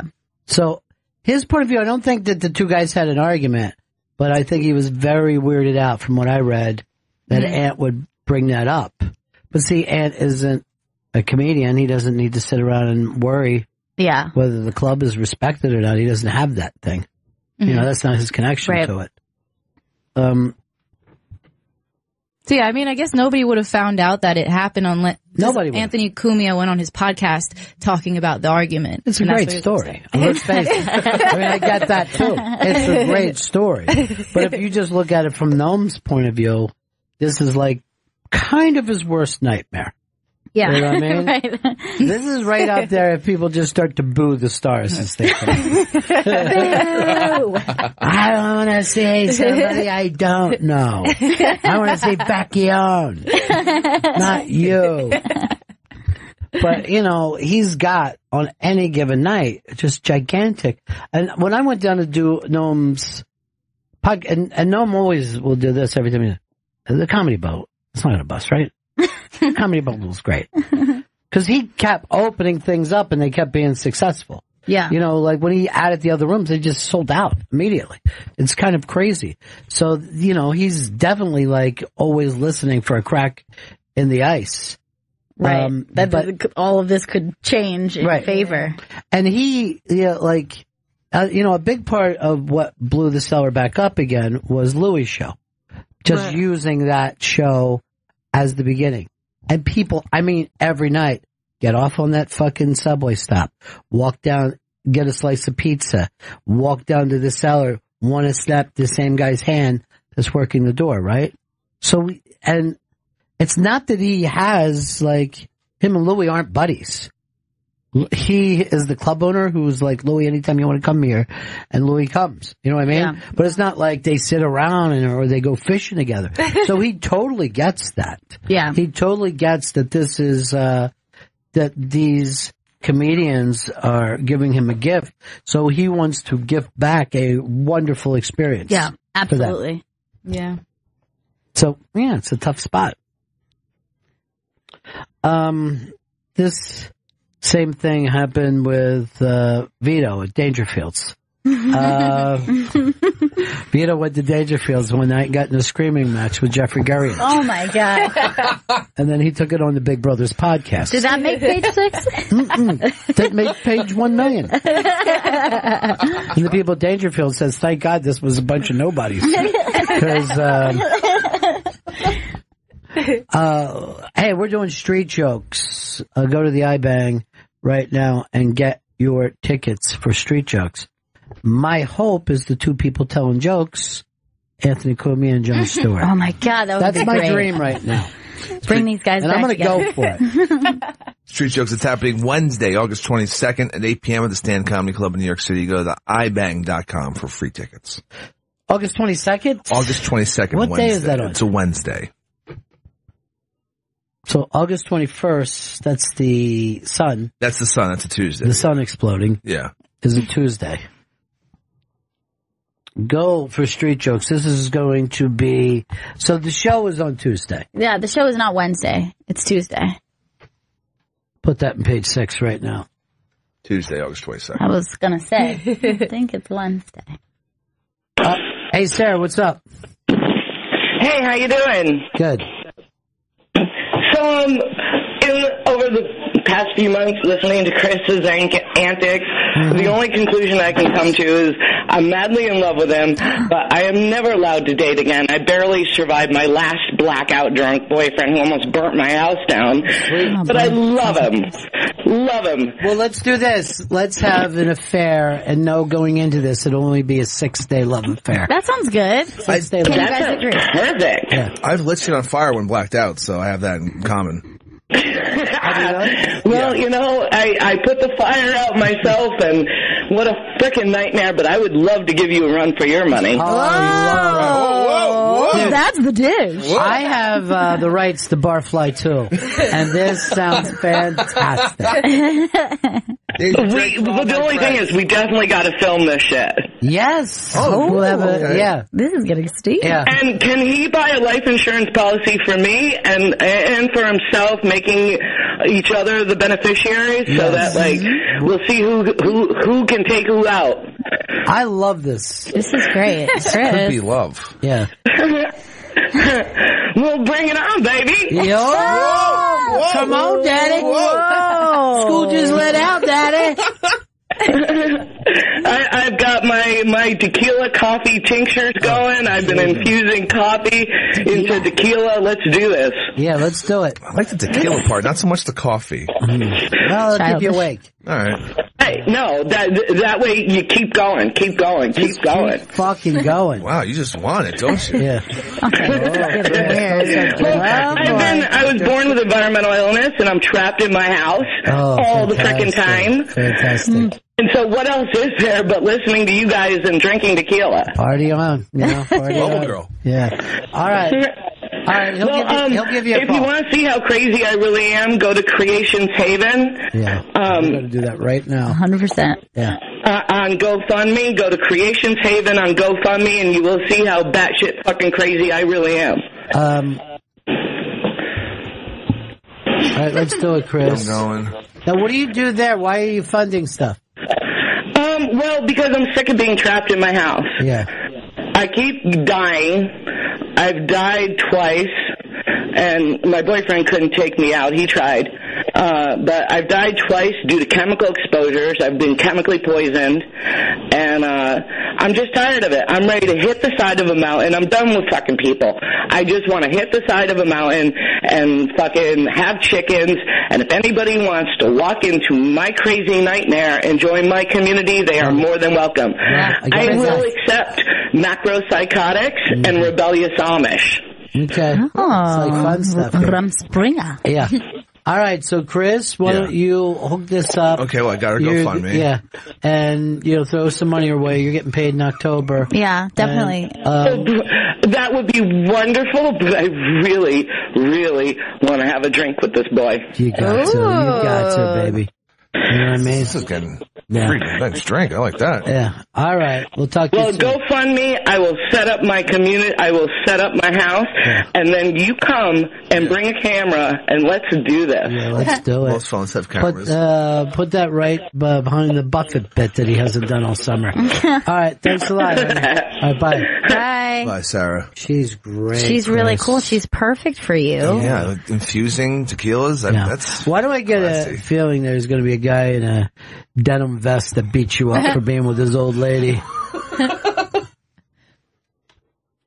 Chris, are you going to donate to Creations Haven? I can't talk about my finances in the public forum. Yeah, you can give money though. I've never given to charity, so. You've never given to a charity? No, I have not. I've never given to charity. What? Why are you surprised? It's Chris. Not even like $20 when you heard some like relief of a storm. Nothing like that. No, I've never like texted or whatever. Because I guess you can just text money to fucking, I don't know, Red Cross. Never. I've never given money. Never charity. Why are you surprised? It's shocking to me. Why? You know him. It's really shocking. When would you ever? He doesn't throw money for beer. You're right. He doesn't even pay me back for the lunches I bought him. Well, he's got too busy going out on his own, getting his own stuff without you. Just give me a sandwich or something. I hate to wake you up, but now, is our guest running about 10, 15 minutes late. 10, 15 minutes late. What's Fen? Why not let us know that? I just found out right now. That's funny because you weren't on the phone or anything when I gave you the. Do we have any more dishes? That's the last dish of the day. The last dish segment is brought to you by Dish. Dish listens when no one else does. Dish tuned into you. To learn more and sign up today, call 1-844-CALL-DISH. Go to dish.com or visit a local retailer near you. Scott in Wisconsin. Scott. Yeah, Ant was saying that he brought it up because Reddit had some blog about it. Somebody from Reddit was there that night. Oh, was that and right? Everything was kind of misconstrued, so that's the only reason why he brought it up, from my knowledge. But even if Reddit didn't, he probably would have said something anyways. But I don't know. I got a street joke if I can do one. You know what? We weren't going to do. Why don't you save it? Because before we do street jokes, we're going to do one on the air. Okay, that sounds good. So save that street joke. All right. Call in and win. Because I'm going to do a day where we give out nothing but Trump cuck shirts. Nice. For street jokes. Very cool. So it is going to be a day of Trump cuck shirts. Street jokes. This is the shirt that Chris Stanley made so famous by wearing for almost a week. It's Captain Stacy, buddy. How are you? Hey, buddies. How y'all doing? Hey. Good. I just got great news. I just got my confirmation for my ticket to become the Street Jokes. Dude, can't wait to see you. Woo-hoo. That's going to be a lot of fun. And it's going to be outstanding. I'm probably tomorrow night, too. Probably going to see you tomorrow night. I missed it. Oh, great. You're going to swing by the stand? Yes, kind sir. I'm hoping to. Oh, I'll be looking for you then. I have something for Mr. Stanley also, because I missed his birthday. I was working. It's a sea salt and caramel whiskey they just came out with there in Tennessee. Delicious. That sounds good. You're always saying that your whiskey isn't salty enough. Yeah, that is a problem I've had. And finally there's a product that makes me satisfied. I like just combining just all your addictions into one salty, sweet, boozy combination. His biggest addiction? Life. All right. See you soon there, Captain. Okay. Thank you. Bye-bye. Peace. Yeah, the Street Jokes is going to be crazy. Go over to the iBang right now. It's going to be 2 comedians versus 2 non-comedians. Yes. 2 comedians versus 2 non-comedians. Who will reign supreme? Can't wait for that. That's happening Tuesday, August 22nd, 8 p.m. at the Stand Comedy Club in New York City, theibang.com for free tickets. Remember you said it was Wednesday? Yeah, I remember that. That's fucked up. I was like, what the fuck is he talking about, man? Fuck you, Chris. How the fuck do you not know what day of the week it is? I'm telling you, it's as dead. It is so dead. As Fridays used to be. I used to make fun of the fact. I used to try to fight this in New York when I first started working here. I'm like, dude, we got to work right hard through August. No more. There's no point because no one's here to see you do your work. Yeah, no one cares. Like, think about how long has it been since someone even just walked down the hall since we've been sitting here? The whole time. I saw a person walking down the hall and then watch them vanish. It was a ghost. Oh my God. Oh, Jesus, no. So the specters are here. Oh. Yes. Ronnie and Phil. The late Phil Spector. So late he's not coming. You know what I'm saying? Ari Shaffir is stopping in. Now, Chris, you told me that today he's going to have his vasectomy. Yeah, the old snip. Yeah, he's going to snip and burn. Oh, just and seal it. Seal it shut with it's a burn. Burned. Yeah. Here's what I don't it's understand, like a hot right? poker. Oh. All right. Now, I don't know anything about vasectomies, but sealing the tube is what they do, right? I believe that so, That still means that the sperm is made, heading down that tube, and then pushed back. So what happens? Oh, God. To that sperm? Does it die inside of you? Well, each little sperm could, but not the white chunky jizz. That doesn't die. Yeah, you're still all. I'm afraid it gets backed up in there. So you gotta like drain it. How? No, there's That's no. the whole point. Yeah, that thing has been cut off, I believe, in 2 places and then kind of sealed on either end. I don't know how it works. I don't know how it works. I don't know why, but it just seems like that it would be painful to ejaculate, and maybe I've just made this up. You've but made that up. It seems like some sort of, or like, I just imagine it's like similar to like when you have to sneeze and it doesn't happen. That's what I think it's That going to never be happens like. with me. I will always stay with it until I sneeze. But like, you know, you have that tickle and then you're like, where did it go? It's just not I always coming have out. 2 coughs before every sneeze. I cough, cough, sneeze. Now, I read an article the other day that there are millions of women that find lovemaking to be painful, terribly painful. Yeah, it can be. Yeah. But I mean, like every at the beginning. Yeah. Oh, first you time mean the around, beginning sure. of the night or the beginning of your life? Was it painful for you when you took that tear? Yeah, the tear was not a good time. The tear seems like a ridiculous fucking premise. You know what I mean? Like, why would God set up well, you're going to rip through that? It's a really bad idea. I know, my ankles hurt from it. Yeah, it's but just this like is just not like, good. I'm even saying middle-aged women who just find the art of lovemaking to be painful. Yeah. Maybe you got to find the position that's right for you. Doesn't some secretary. work for some? No. There's a thing that people will consider slut jobs.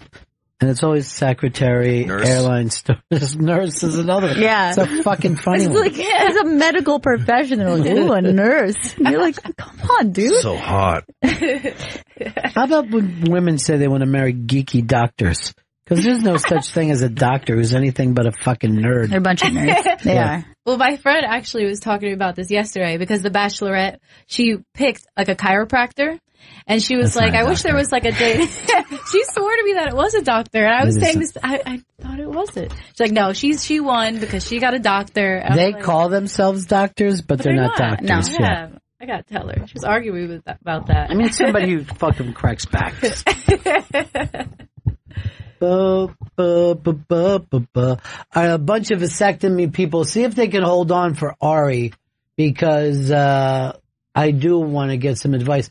Because according to you, Chris, he's going straight from here to that? Yes, that's what he's doing, yeah. Should we break? Yeah, let's break. Yeah. Let's break. Please hold those callers for Ari Shafir, and we'll be right back. Bennington. It's a Bennington show. Come see us do street jokes. Going to just turn it into a contest this time with the audience as the judges, which, by the way, the stuff in between the street jokes is really some of my favorite. Yeah. But it is street jokes, August 22nd, 8 p.m. at the Stand Comedy Club in New York City. We're going to have 2 comics and 2 non-comics, and those non-comics will be known to you. So don't be like, what? They're not 2 randos. Is it Bob from Party Shots? You would think that, but no. No, these will be, it'll be fun. Yeah. That's all I'm going to say. It's going to be fun. And the comics are fun as well. So I'll go to the ibang.com. We got some free tickets to give out today. The ibang.com street jokes, America's favorite new street joke game. I liked our old street joke game. We're waiting for Ari Shafir. He's stopping here on his way to get a hysterectomy. No, he's getting a vasectomy, and is it somewhere in the area, Chris? Is that why he went to stop by? I believe, it's in Manhattan. Mm-hmm. Money making Manhattan? Yeah. Mm-hmm. That's where all the good vasectomy doctors are. So he called you and said, I'm having a vasectomy and I want to record it before I go. Yeah, just in case. So, if you had one or know anything about this, because quite frankly, I've had a friend who's had it done before, but I never asked any details because I didn't want to end up grabbing my own nuts thinking about it. Well, you tend to not like the deets when it comes to that kind of stuff. Like, you don't like to hear medical procedure or too in depth. If someone describes pain to you, you're just like, stop fucking around and don't tell me another word. Let me live in gentle ignorance. That's when people go like, you know what happens after you die? And I'm like, don't tell me. I really want to be surprised. I'm like Chris right now with Ozarks. Yeah. I'm halfway through. I'm going to finish it this week. I feel like you've been halfway through for days. I just finished last night, and I'm having one of those situations where I would have loved to sit here and have a discussion with the 3 of you. We can't do it because it's slow-ass Chris Stanley. What would you rather talk about, headshot or belly cut? It's nothing, Chris. But are you even around to when the extra money comes in? What? Have you even watched this thing? Yes. Where are you at in it now? I'm at right now where he is taking control of the strip club. Oh my God, that's so long That's ago. episode 5. I'm halfway through. That's something we even forgot about. Oh my God, who even cares about that? I thought this was a huge thing that happened. No, it's I've not been a debating huge thing. with people about the little blonde redneck girl, right? Mm-hmm. I think she's a great actor. Love her. Some people say she's not very believable. And I go, she's too believable. I don't even believe that she's an actor. 100%. I think she's fantastic. And I think she has the best hair ever. You do? You think that crazy sponge head is great? I think it looks real. It doesn't look like somebody in Hollywood, the place of fruits and nuts, would have. By the way, Ari Shafir, it's unbelievable. His special, Double Negative, and that's 2 specials, right? Yes. Adulthood and childhood. And then Ari Shaffir's renamed storytelling show is happening Monday, August 21st at the Village Underground in New York City. Ari Shaffir's renamed storytelling show is happening Monday, August 21st at the Village Underground in New York City. So I guess that's something he's going to do after the Well, it was his breakup. baby, so he's just recreating it. It must have been somebody's baby. You should come out to that. Dude, I should come out to that wherever I go. Remember when I did that show and they brought me out to the Stones, but I just kept dancing? And there was part of me thinking, I'll do this for the next 3.5 minutes. Literally, I thought that. But the whole place was clapping like it made sense. He's doing it again. His signature thing that he always does. So fucking funny. Because I was laughing at that place. This is where Big J, because they just bring people up to random music. I got a good song. I think I got Satisfaction. You did, but some people were just really it must have been somebody's baby. There was no reason. There was no rhyme or reason behind these. They were arbitrary, the way they were bringing people up. So that renamed storytelling show on the absolute day of the solar eclipse. Ari Shaffir is coming in studio. Ari special Double Negative available now on Netflix. Hey, how's it going? Good to see you. We don't have a song for you, so I'll just sing We Love Ari best. So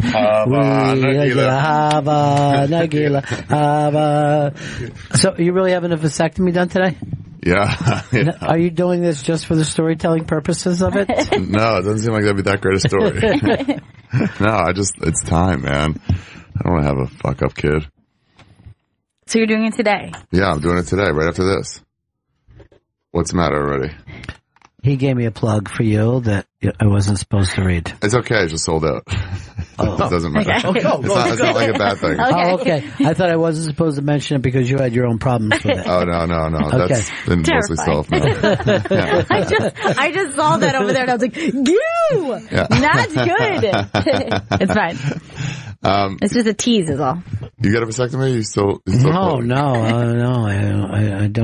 I don't do anything that wouldn't be even when I got my appendix out, I waited till the last fucking second. So it was ready to burst? No, it did burst. Mm-hmm. Really? Yeah, because I thought I just needed some juice and I'd be fine.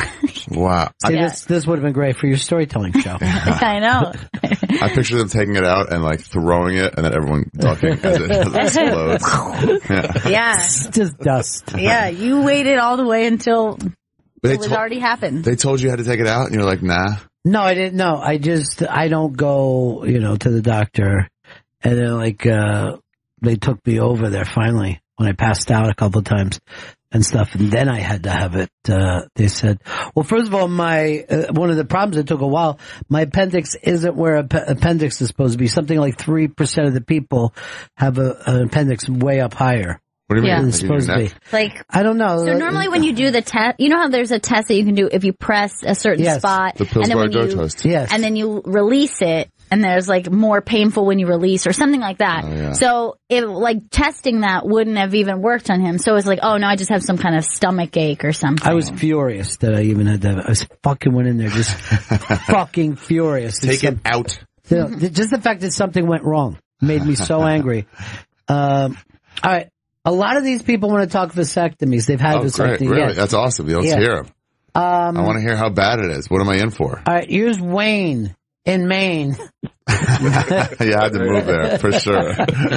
Wayne. Hey, it's a pleasure to tell you guys about this epic vasectomy story. I'm big fans of both of you.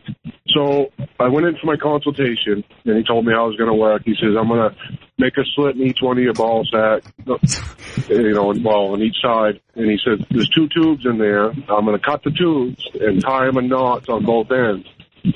And I'm going to cauterize the ends of the knots. So he goes, I got this cauterizing iron. It's the fucking best thing that's ever been invented. Nothing can go wrong. It's fucking perfect. And he holds it up. It's like a Sharpie. And he's like, it's battery operated. It's fucking awesome. I'm like, all right, great. So I come in like 2 days later. He shoots me up with Novocaine, makes 2 little incisions. I felt every fucking in my sack, and I felt every millimeter of what he was cutting. Oh no! And What do you mean you felt it? I'm like, dude, I can feel that. And so he shot me up again, and we waited, and he started hacking away again, and it hurt like a motherfucker. What? Yeah, true story. How long ago was that? Seriously, I'd rather raise a kid. My daughter's 5, so it was like 4 years ago. Oh, that's modern. God damn it. So, yeah, no, this was... It was 30 years ago. Yeah. Oh, this is brutal. So he finally, I said, fuck it. I just bit down. I said, do what you got to do. So he cuts me over. Like a cowboy getting his fucking leg taken off. Bit into a stick. Yeah. Just a piece of leather. Bolt. Give me a bolt to chew on and just go for it. So he gets me open. He pulls the fucking tube out. He cuts it. He ties each end in a knot. And he takes out the best cauterizing iron ever made, and it won't fucking work. Can't get it to work. Fuck. So the nurse fucks with it, changes the battery. It won't work. So he gets into this fucking cabinet and pulls out a foot pedal the size of a brick. And it's got a 12-inch soldering iron attached to the end of it. Oh, what did I get with the fucking mask? So welder source, that's it. He plugs the fucking thing in, he slides the pedal under the bed to the nurse. He takes the cauterizing iron, touches it to the tube, and he goes, yeah, step on it. She stepped on that pedal, and it fucking electrocuted. It electrocuted my balls. My wife said that tears shot out of my tear ducts, like straight out. And I was like anime.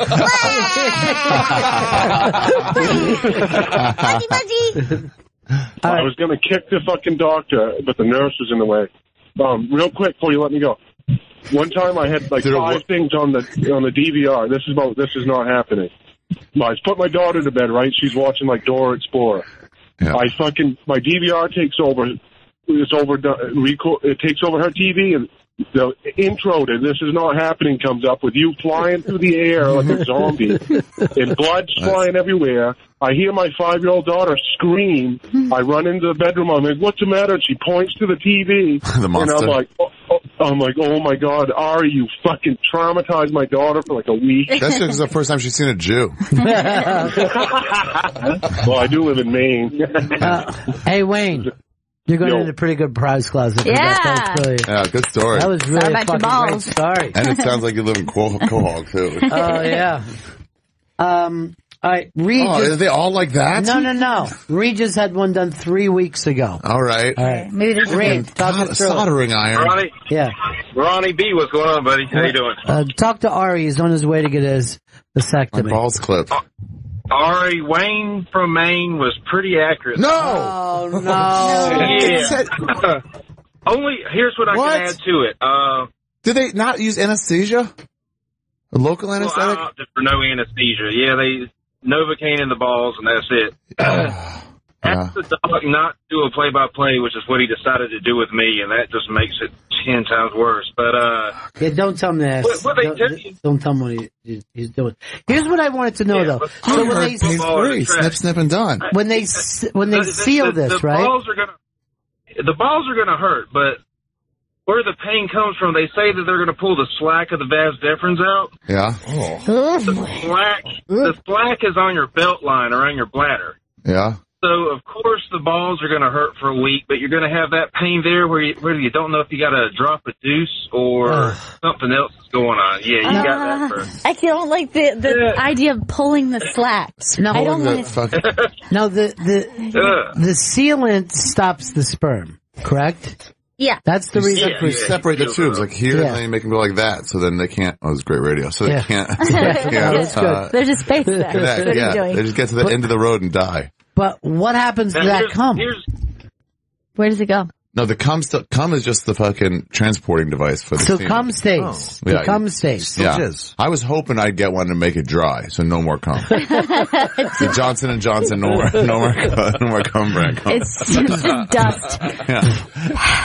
Yeah. Oh, that was fucking great. Yeah, a little noise would be good, so let her know. Yeah. She got her grandfather after a The only blowjob. way I can describe it. Yeah. Hey, can you hear me? Yes. The only way I can describe it is a big pair of utility scissors trying to cut through some rope. What? But he just can't squeeze the rope hard enough to get it to go. So No. you got to do that 4 times, top and bottom. Did you research this? Here's John in Tampa. We're gonna find. I mean, a lot of these people are out in the sticks. They're not getting. They're getting back alley. Yeah, it could be. Like, you know, the next time is illegal now. You don't have to just do it with some Mexican doctor. Hey guys, priest shows up man, screaming. I think mine was a walk.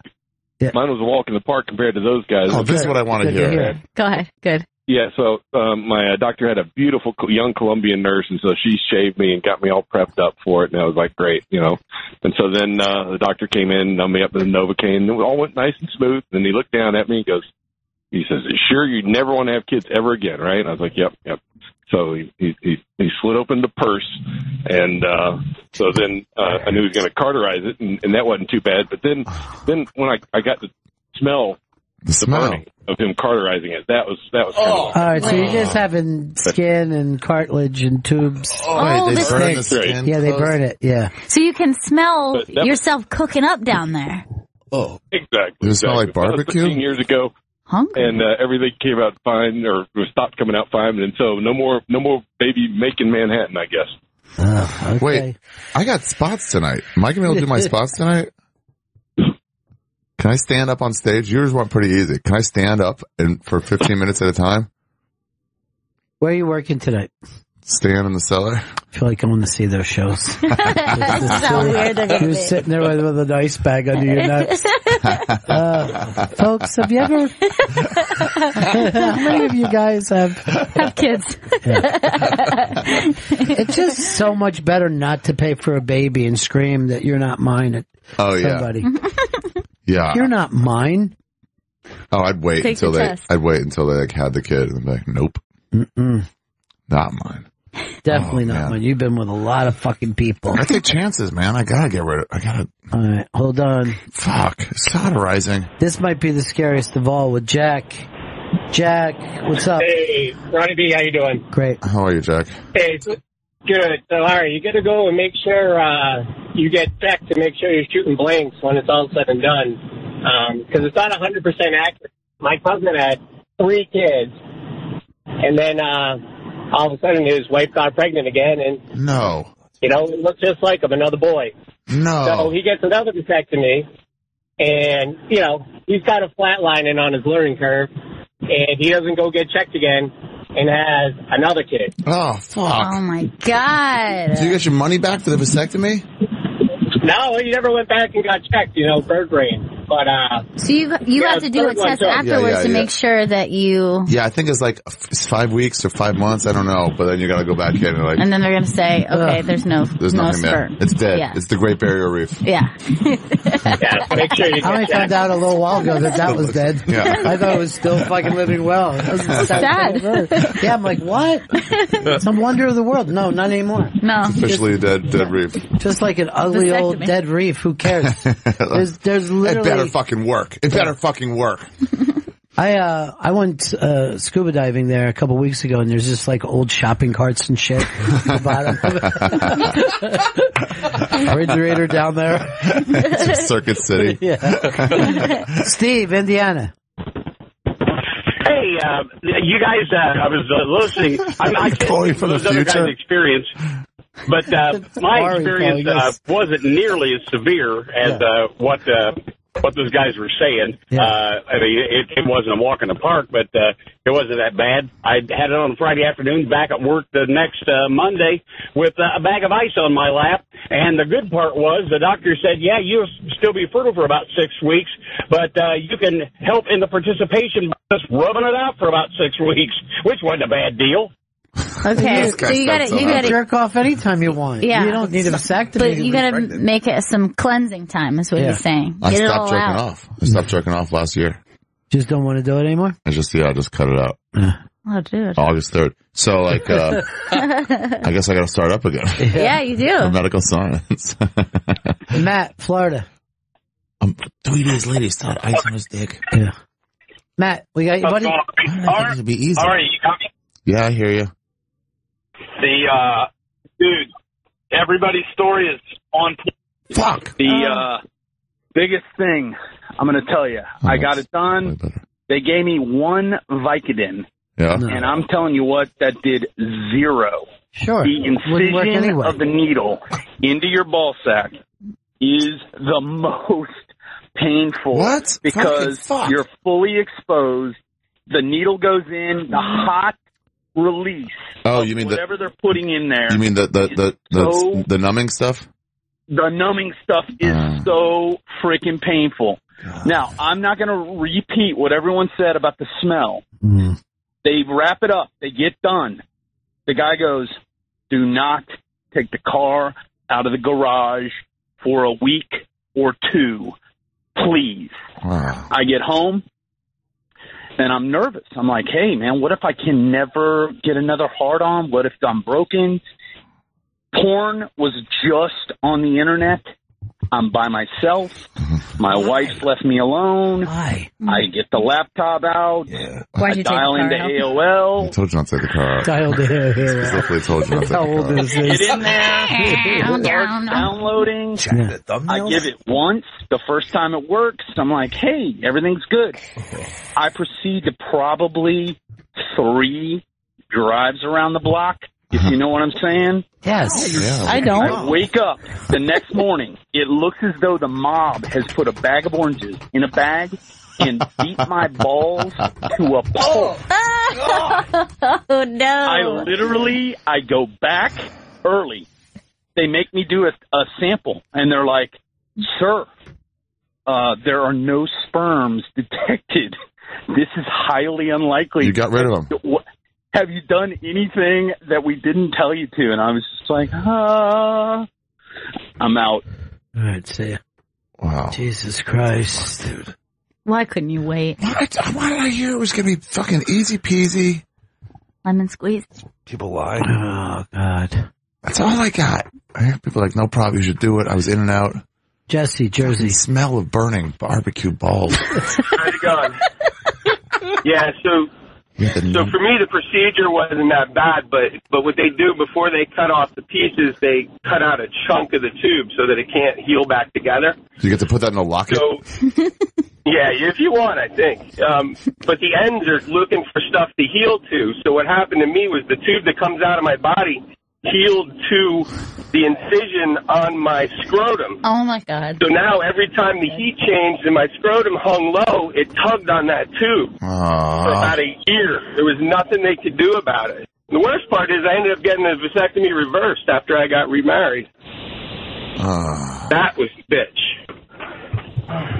And yes, this happens sometimes. They meet, you meet somebody and they're young and they want to have kids.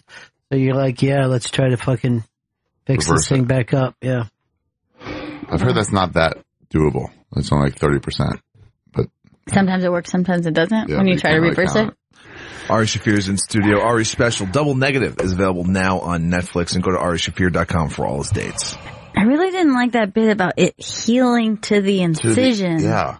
And then it pulling for a year. Every time you move, it like... Well, I mean, look, if we were going to be honest here, somebody could have said they stepped on a can and it took them fucking 2-3 years to heal. All kind of things can happen with anything. Yeah, but we got only people saying. Well, no one's going to call up and say, "Oh God, it's great." Why? Why would no one call up? Reassure me.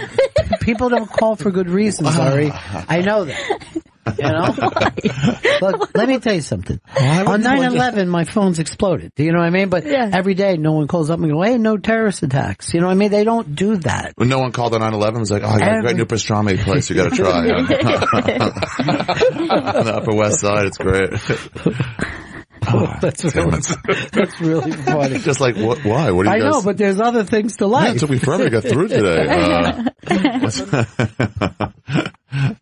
Balls, God damn it. Yeah. What time are you getting it done? Because he said you got to leave here by like 2:30, right? So you're getting 3. It's 3. I'm supposed to be there, so it's 20 minutes to go there. Oh, God. Now, they didn't give you a pill to take before, like now? No, what kind of pill? Do they you should advise be taking you to like do a pain fucking pill right now.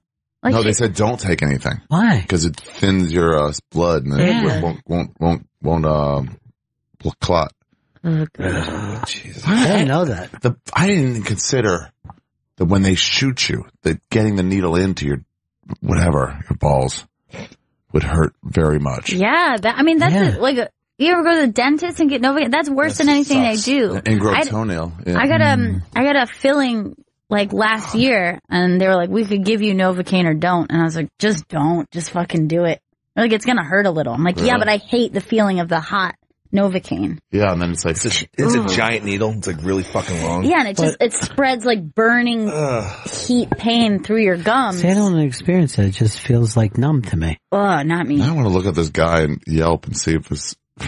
You better Yelp. Can we Yelp it? Yeah, let's Yelp this dude. Let's Yelp this guy. Please don't go to him. My balls are burning. If he's got 3.5 stars, I'm canceling my appointment. One of my nuts fell out and rolled down the street. I mean, everyone always makes a big deal about being a doctor, but every day this is the work that he does. You know what I mean? Right. For fun. Yeah. I got my eyes done. I Yelped that. Why have I not Yelped this guy? Yeah, it seems like something you should Yelp. Yeah. You had the laser thing in your eye, and there's always some people have that go bad. You know? Yeah, so I was like, let me look, and then it was like, yeah, he's fine. Although, if it went bad, you can't really see the Yelp in anymore. So it's really self-published. Just a bunch of gibberish. 1 star. Samantha says,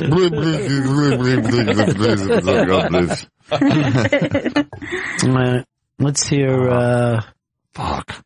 Here's David. David, what do you got, buddy? Tell me something nice. Tell me something good. Hey, man. The only thing the guys didn't cover was they covered the smell, but the thing I noticed was the smoke. There's actually smoke that rises up between your legs, and then you smell it, obviously. But for working tonight, hopefully it doesn't wear off when you're in the middle of your set. What, the Novocaine? Yeah, because it's like if you we've all been graced on the nut, and that feeling afterward, that it's just a constant, like, that makes you want to puke. Yeah. That's there for about 4 or 5 hours. So hopefully you don't get that in the middle of your set. Well, I have been punching the balls on the way to stage before. So I managed to pull through. Yeah. It's the best time to get revenge on somebody, especially when they're going to stage. One thing that women don't realize is a lot of times you can get kicked in the balls and it isn't the thing that hurts. So then sometimes you can get just slightly smacked. If you know, like, right.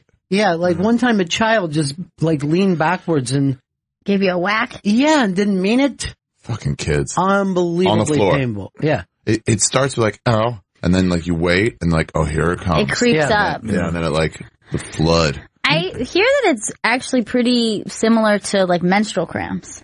Because it's like then doing I would never something be a woman. Really painful. Because ours is an accident. Yeah. But the pain is so much like you can't remember a life before the pain. Yeah. Like I don't know what happened. Have I always been like this? Maybe it'd be cheaper or better for me, instead of getting a vasectomy, just to pay for every woman in the world to get their tubes tied. Right. Yeah. That might be the better way. They say that's a much scarier operation too. Really? That when the women have it done, yes, it's a much more difficult thing than when the men have it done. But I think I hear that from women all the time. I don't know if a man ever told me that.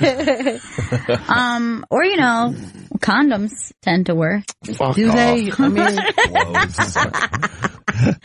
that's to me, that whole condom thing is like... That whole condom theory? Yeah. Old wives' tale known as you know what it's like? Here's what I'm going to say right now. Didn't Oliver Stone do a movie about that? It's like having a Hershey bar but not taking the wrapper off. It's not good. There's some pleasure, I'm sure. But overall, you're like, I'd rather go through another abortion. It's a bad experience. Yeah. At some point, abortions are, at least morning after pills are better.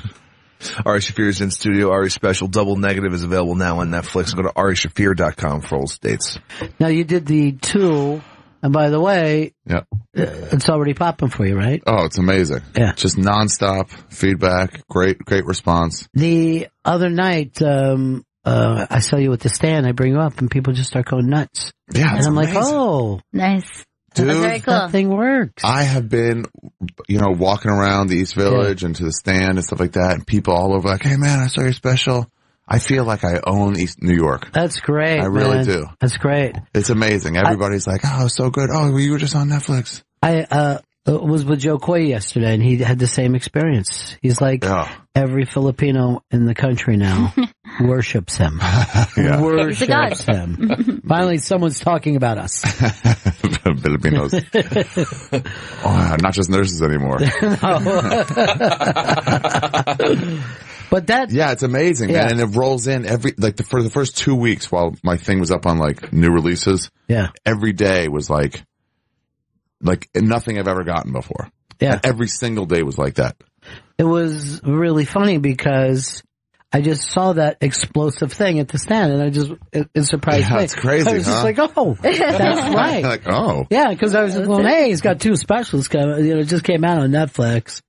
And then Ari Shafir, and then they just heard, like, I don't know, like dummies, I guess they don't check to see who's there. Who's on the lineup? I like that better. Yeah! And I was just like laughing for a second. Dude! Yeah. That's exciting, so great. though, man. Man, it's so great. exciting. Yeah. By the way, I love doing that now with my shows where I just don't tell them who the lineup's going to be. Yeah. And then me and Joe List and Cantor did a show at Cantor's like rumpus room of his apartment building. Which rented out for $100. Didn't tell them who the lineup was.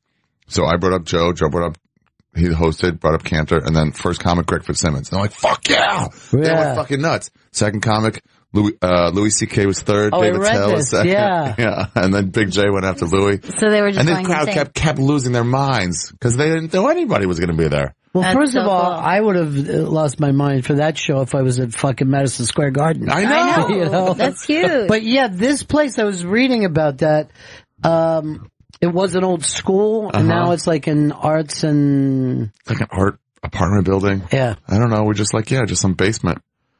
The rec center. Rec room. So fucking It was cool. great. And then when Tell went up, they gave him like a 40-second, one of those. Yeah. And then Louis, and then Big, all of them. They were just like, they didn't know anybody's going to be there. They're just like, I told them it would be a good show. Now, this is just people in the neighborhood that were there, and... No, all over. I think they came in for it. That's for a podcast fucking and shit. cool as shit. Yeah. That is cool as shit. We really said, I think Joe List said, it was like, this is the best show in the world today. Yeah, right. Yeah. Right. That is true, that you can do something like that and go, show me another show that's got these guys on it. Yeah. You know? Yeah, it was amazing. But the fact they had no idea who's going to be there, just everything's a good surprise. I love that. We got time for another call or two, and then we got to let you go down and have this thing. Fucking soldering. I didn't even think why did I think it'd be nothing? I'm only having second thoughts about the procedure and not about not having sperm anymore. The incision, not the decision. Travis, Iowa. Hey, Ari, what's up? What's up, Trav? Trav Dog. Talk to 30 guys. Every one of them totally painless. So I go in thinking no problem. Operating day comes. I'm on the table. New face shows up with a surgeon. They got a new guy in there learning. No. I'd be like, I'm out.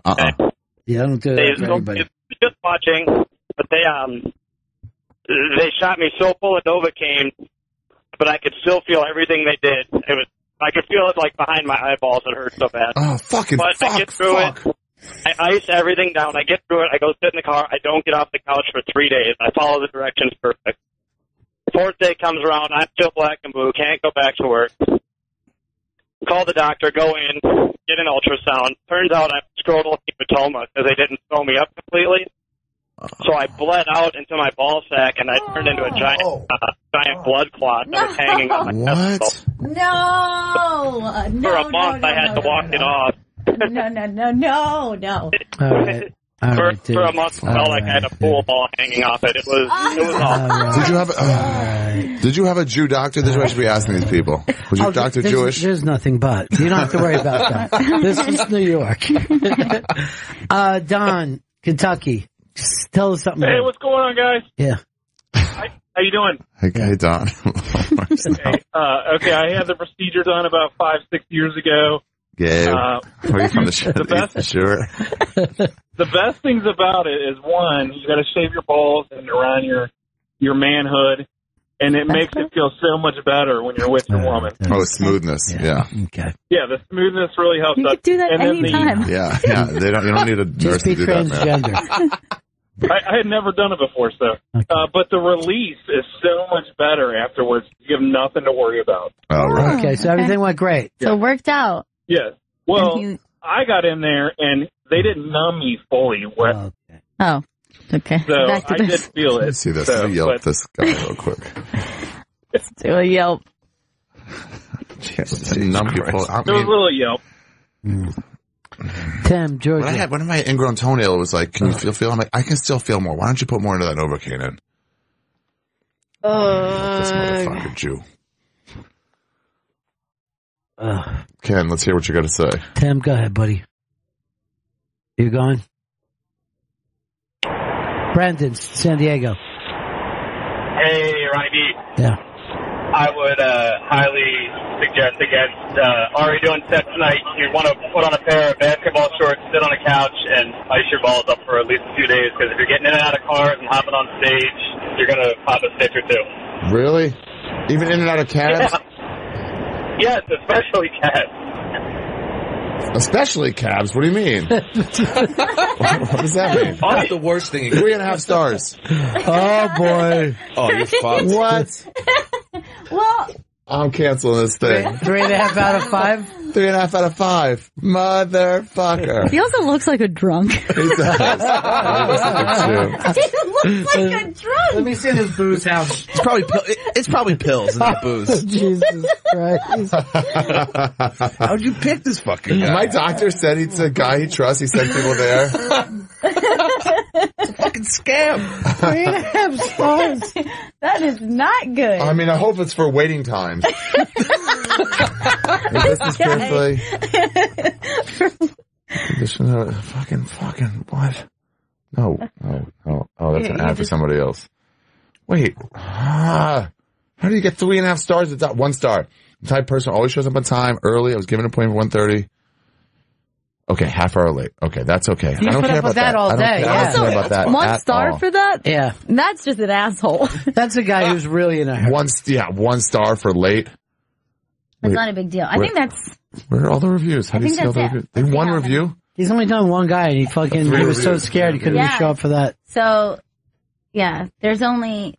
So how do you only see 2 5-star reviews and 1 1-star review? Okay, so that's not 2 overly nice people and 1 crazy person. What they say about, my dad just died of 36 of cancer. Well, that sounds great. Next review. Hot Dr. Club. Kidney stone? No. I got no vasectomy reviews specifically. Just no, it's a new part of the business. He's expanding. Why did he have... All right. I mean, you met this person before? I met him. He seemed like, it's not a big deal. Just fine. Come on. He seemed like the therapist doctor from The Simpsons, from earlier Simpsons. Don't know how to respect each other. Although I've never met this person, visually he looks like he would talk like that. He does. That's exactly like how he would talk. He looks like his wife just left him and he's going through a bad time. Yeah. Well, it's 2:30 now. Are you going to go or? Yeah, I'll have 5 more minutes. All right. Well, when are you guys going to break? No, well, we were going to go to break now, but I'm going to, I feel like I'm going to be here for you. And all I have is packed phones. I mean, I could do this for the next 2 weeks. I mean, it's people insane. calling from all over the country. I'll call you tomorrow and see how here's Michael. Michael in New Hampshire. Ronnie B, what's going on, guy? Hey, man. Guy. Ari, George advice. Yeah. You're not going to work tonight. You're going to want to go straight home, sit on the couch, and you're going to want to invest in a large collection of jock straps. Oh, jock straps. I never got my jock straps. Supposed to get a jock strap. Oh, I forgot it. I gotta get Vito, take off your jock strap and give it to Ari. I gotta bring a jock strap. I forgot about that. Fuck. 2 and 3 days from now, when you want to take a shower, I'm not even kidding you, dude, wear the jock strap in the shower. That warm water hits your neck and it starts to stretch out. That's another world of pain right there, man. Wear these things non-stop like 2 weeks, dude. Oh, God. This really hurts. sports. You really hate kids, huh? Yeah, You sure? Everybody does. You sure? I forgot about the That much? jockstrap. I gotta get a jockstrap. This people told me to bring a jockstrap. Where can you pick one up? CVS? Yeah. Can you? Dwayne Reed? Where do I pick a jockstrap up? Because there's a Walgreens in the basement of Really? this building. Can I get a jockstrap? Can you just get one at a Walgreens? I think so. Well, there's the Modell's a few blocks away. I don't know if Walgreens has jock straps. Why wouldn't they? Where's Modell's? Modell's is on 42nd. 42nd. Okay. That's a hall. 42nd what, 6th? 42nd in between 7th and 8th. Damn it, then I gotta go double back. Just like Googling Walgreens jockstrap. They do sell protective cup underwear at a Walgreens. Is that good enough? Is that a jockstrap? I don't never know. wore that. I never even heard of such a thing. Jewish people aren't allowed to play sports where you would need a jockstrap. Only There's certain sports wraps, protective cup underwear. I don't know what that is. Maybe it's underwear that you can wear a cup with. I'm going to be honest, I don't really know what a jockstrap is particularly. Yeah, run in there. Okay, all right. All right, we're going to let you go. You got a big day ahead of you. I'm so disorganized. Fucking getting this thing. I don't even have a jockstrap. I hadn't even yelled at me. Probably was a bad idea to do radio the same day. All these fucking guys all over the country. All right, plug, and we'll let Ari go. Ari's special, Double Negative, is available now on Netflix. So go to arishafir.com for all of Ari's days. See my special, you guys. Best thing I've ever done. Bennington. Street jokes! That's happening Tuesday, August 22nd at the Stand Comedy Club at 8 p.m. You go to theibag.com for free tickets. It's like you woke up like you're a Marine and you woke out of sound asleep in the bags. Private Stanley! It's time for street jokes. All right, properly do it though. Yeah, for realsies. Street jokes. Street Jokes is happening Tuesday, August 22nd, 8 p.m. at the Stand Comedy Club in New York City. You go to theibang.com for free tickets. It's going to be a competition this time. It's a competition. Street Jokes. That's all you laid it out there. It's a competition. They feel like they're in the competition. We're going to have two comics competing against two non-comics. They'll tell a street joke, an old joke.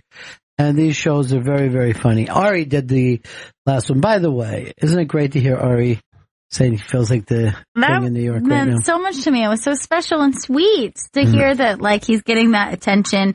And that's always really cool to hear from people who you're buddies with, to see, like, that they're doing really exciting things and people are picking up on what everybody already knew, you know? Yeah.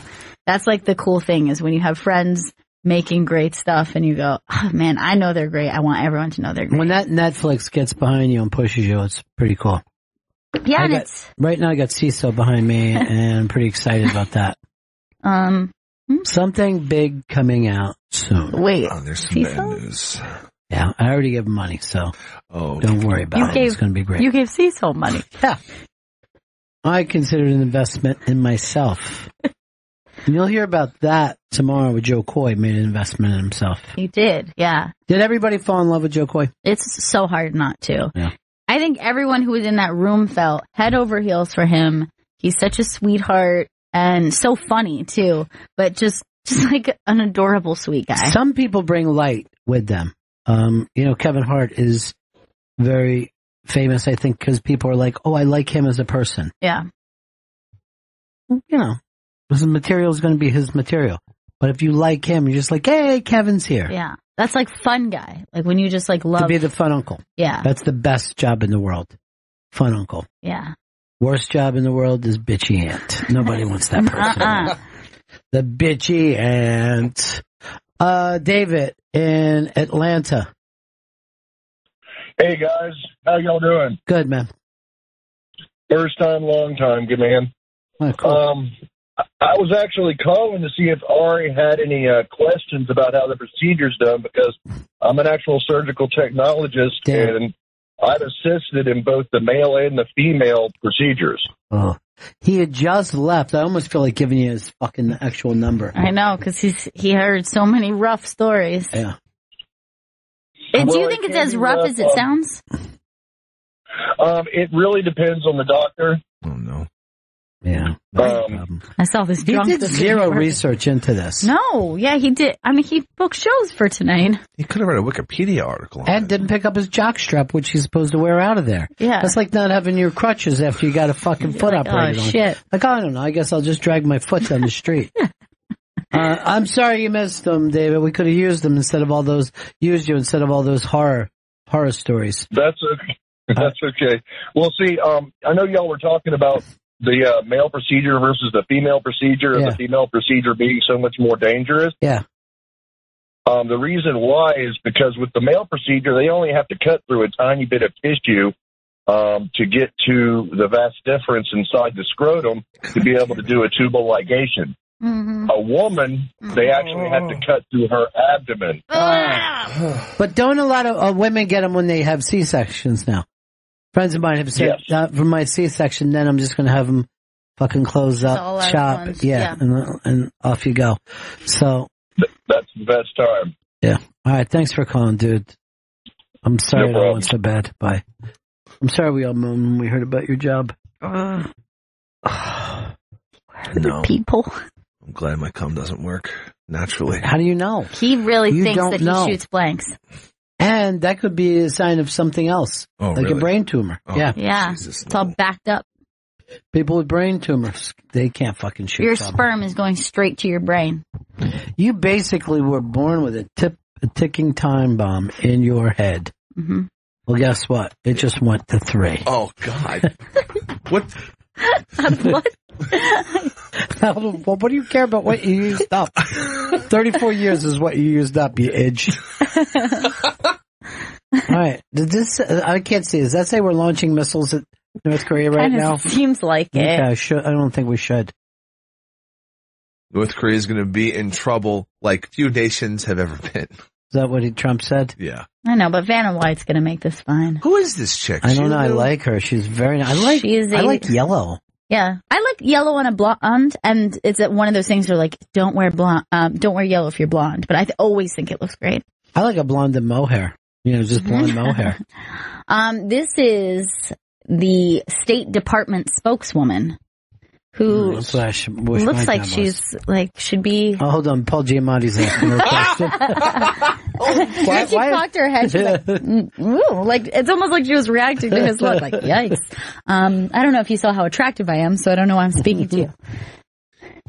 That's always the easiest joke when you say like, wait, Paul Giamatti's borrowing some money off me. It's just some guy. Dude, it's my favorite joke, and Amy Miller got me really hard with one. Yeah. We went out to dinner when she was in town. Yeah. And we're trying to get her to the stand to make sure she makes her set on time. So we're trying to we haven't seen the waitress in a while, and we're trying to get the check. And I'm like looking around like, we gotta flag somebody down. And then she just says, maybe Mark Maron can help us with the bill. And I turn around and the fucking manager of the restaurant looks exactly identical to Mark Maron. I was like, Mark, can we get our bill? She's like, who's your guys? Who are your guys? Here's your bill. Who are your guys? Yeah, who are your guys? Mark Maron does have a look that other people have, though. It has to do with the mustache and the, you know what I mean? He looks like the guy that used to sing This Bud's For You. I can't remember his name right now, but he was very big for a short period of time. This Bud's For You. By the way, you caused quite a bit of discomfort for me down at the stand when you told Adele that we were looking at her sexy Instagram pics. I did not tell her that. She said you did. That was not me. That was Amy Miller. Amy Miller said, oh, I saw your sexy Instagram pics, so they mentioned it on the air, and then I was like, saw it, and then I was like, oh yes, we did. No, Adele's like this. I did not know that I was, but then I noticed this. The next day, she puts up another sexy pic with nip being shown through a bathing suit. Okay. So I had to act like I didn't even see that. A little cat and mouse game, perhaps. I know this Let routine. The ancient dance begin. She said you did. She didn't say Amy Miller. I swear it was Amy Miller. I swear. Amy Miller is just talking about everyone's Instagram. She come in here like saying my tits on my Instagram. By the way, they were not bare tits. She made it sound like, I know, and then Crazy Jen tried to pick up on that later. I know. Everyone's talking about my tits. Leave them alone. They're just normal. That's harassment. That's the kind of Jessica Vito stuff. Yeah. Dipping the finger in. And I found out that dipsy doodle. Guess what he goes? He goes over to Justin, our intern. It's like 2 fingers into his ass and goes like this. Looks like you're about a quart low on oil. What? Vito! He's due for an oil check. It's an intern. You are such a Jessica. I can't even believe it. A quart low? That's also acting like he doesn't have enough ass juice. Yeah. Let me guess what juice you'll be replacing it with. Juice. No. Oh, no. Cum juice. So, street jokes. Chris doesn't like to talk about it, but it's going to go fast for this. And it's going to be a lot of fun. That's the 22nd of August. Can you believe it, folks? August is almost gone. Summer's almost gone. Go to the Urban for the summer show. The Stan Comely Club in New York City. The iBang.com. The iBang for everything in comedy and comedy for everything. Big tickets at the iBang. Summer's almost gone. We need to plug anything tomorrow. Joe Coy on Mass. Don't miss that. He's great. That happens at 2 p.m. tomorrow. Yes. Joe Coy on Mass. Duh. Yeah, 2 Chris. o'clock. By the way, they asked, since nobody's in here today, before you guys left, just hose down the halls and the walls. He goes, can you have your guys do the halls and the walls? I go, it'll be a pleasure. That's what happens when we're the last ones here. Yeah. I always said, my team is your team. Use them for any grunt work you have. I go, I will be watching them from a Pal Talk, an old-fashioned Pal Talk. We'll be live streaming. I'm going out yachting today. Really? I'm going to yacht from New York City to Montauk and back. Wow. So I shan't get back until dark tonight. So the end of my yachting, they said it was going to be a 3-hour tour. A 3-hour tour. The weather started getting rough. Vito's feeling us. Vito, stop with that. You really And we have to found stop out today dipping that in. you're a fucking sexual predator. I couldn't believe it, because Disgusting. I always thought you were the good boy of this show. I did too. I'll just try to tame it back. No more ass touching. Yeah, you don't get to, that's not an apology. I mean, even an ass touch, but an asshole touch? Yeah. Asshole touch. Won't you come? Stop it, Big Vito. Asshole touch. Then he comes, Big Vito. Asshole touch. Asshole touch. Instant parodies, ladies and gentlemen. That's what you get when you listen to the Bennington program. Instant parodies. Chris Stanley, you're still doing well with your girl, right? Yes, things are going well. Do me a favor. Yeah. Fuck it up. Because you did better work when you were single. And I don't like you happy in your personal life. I'll see what I can do this weekend. That bitch has changed you. You are whipped. You are pee whipped these days. And I don't want you to be pussy whipped. I want you to be talent whipped, okay? Gotcha. Let the talent whip you. Whip it good. Pussy whipped.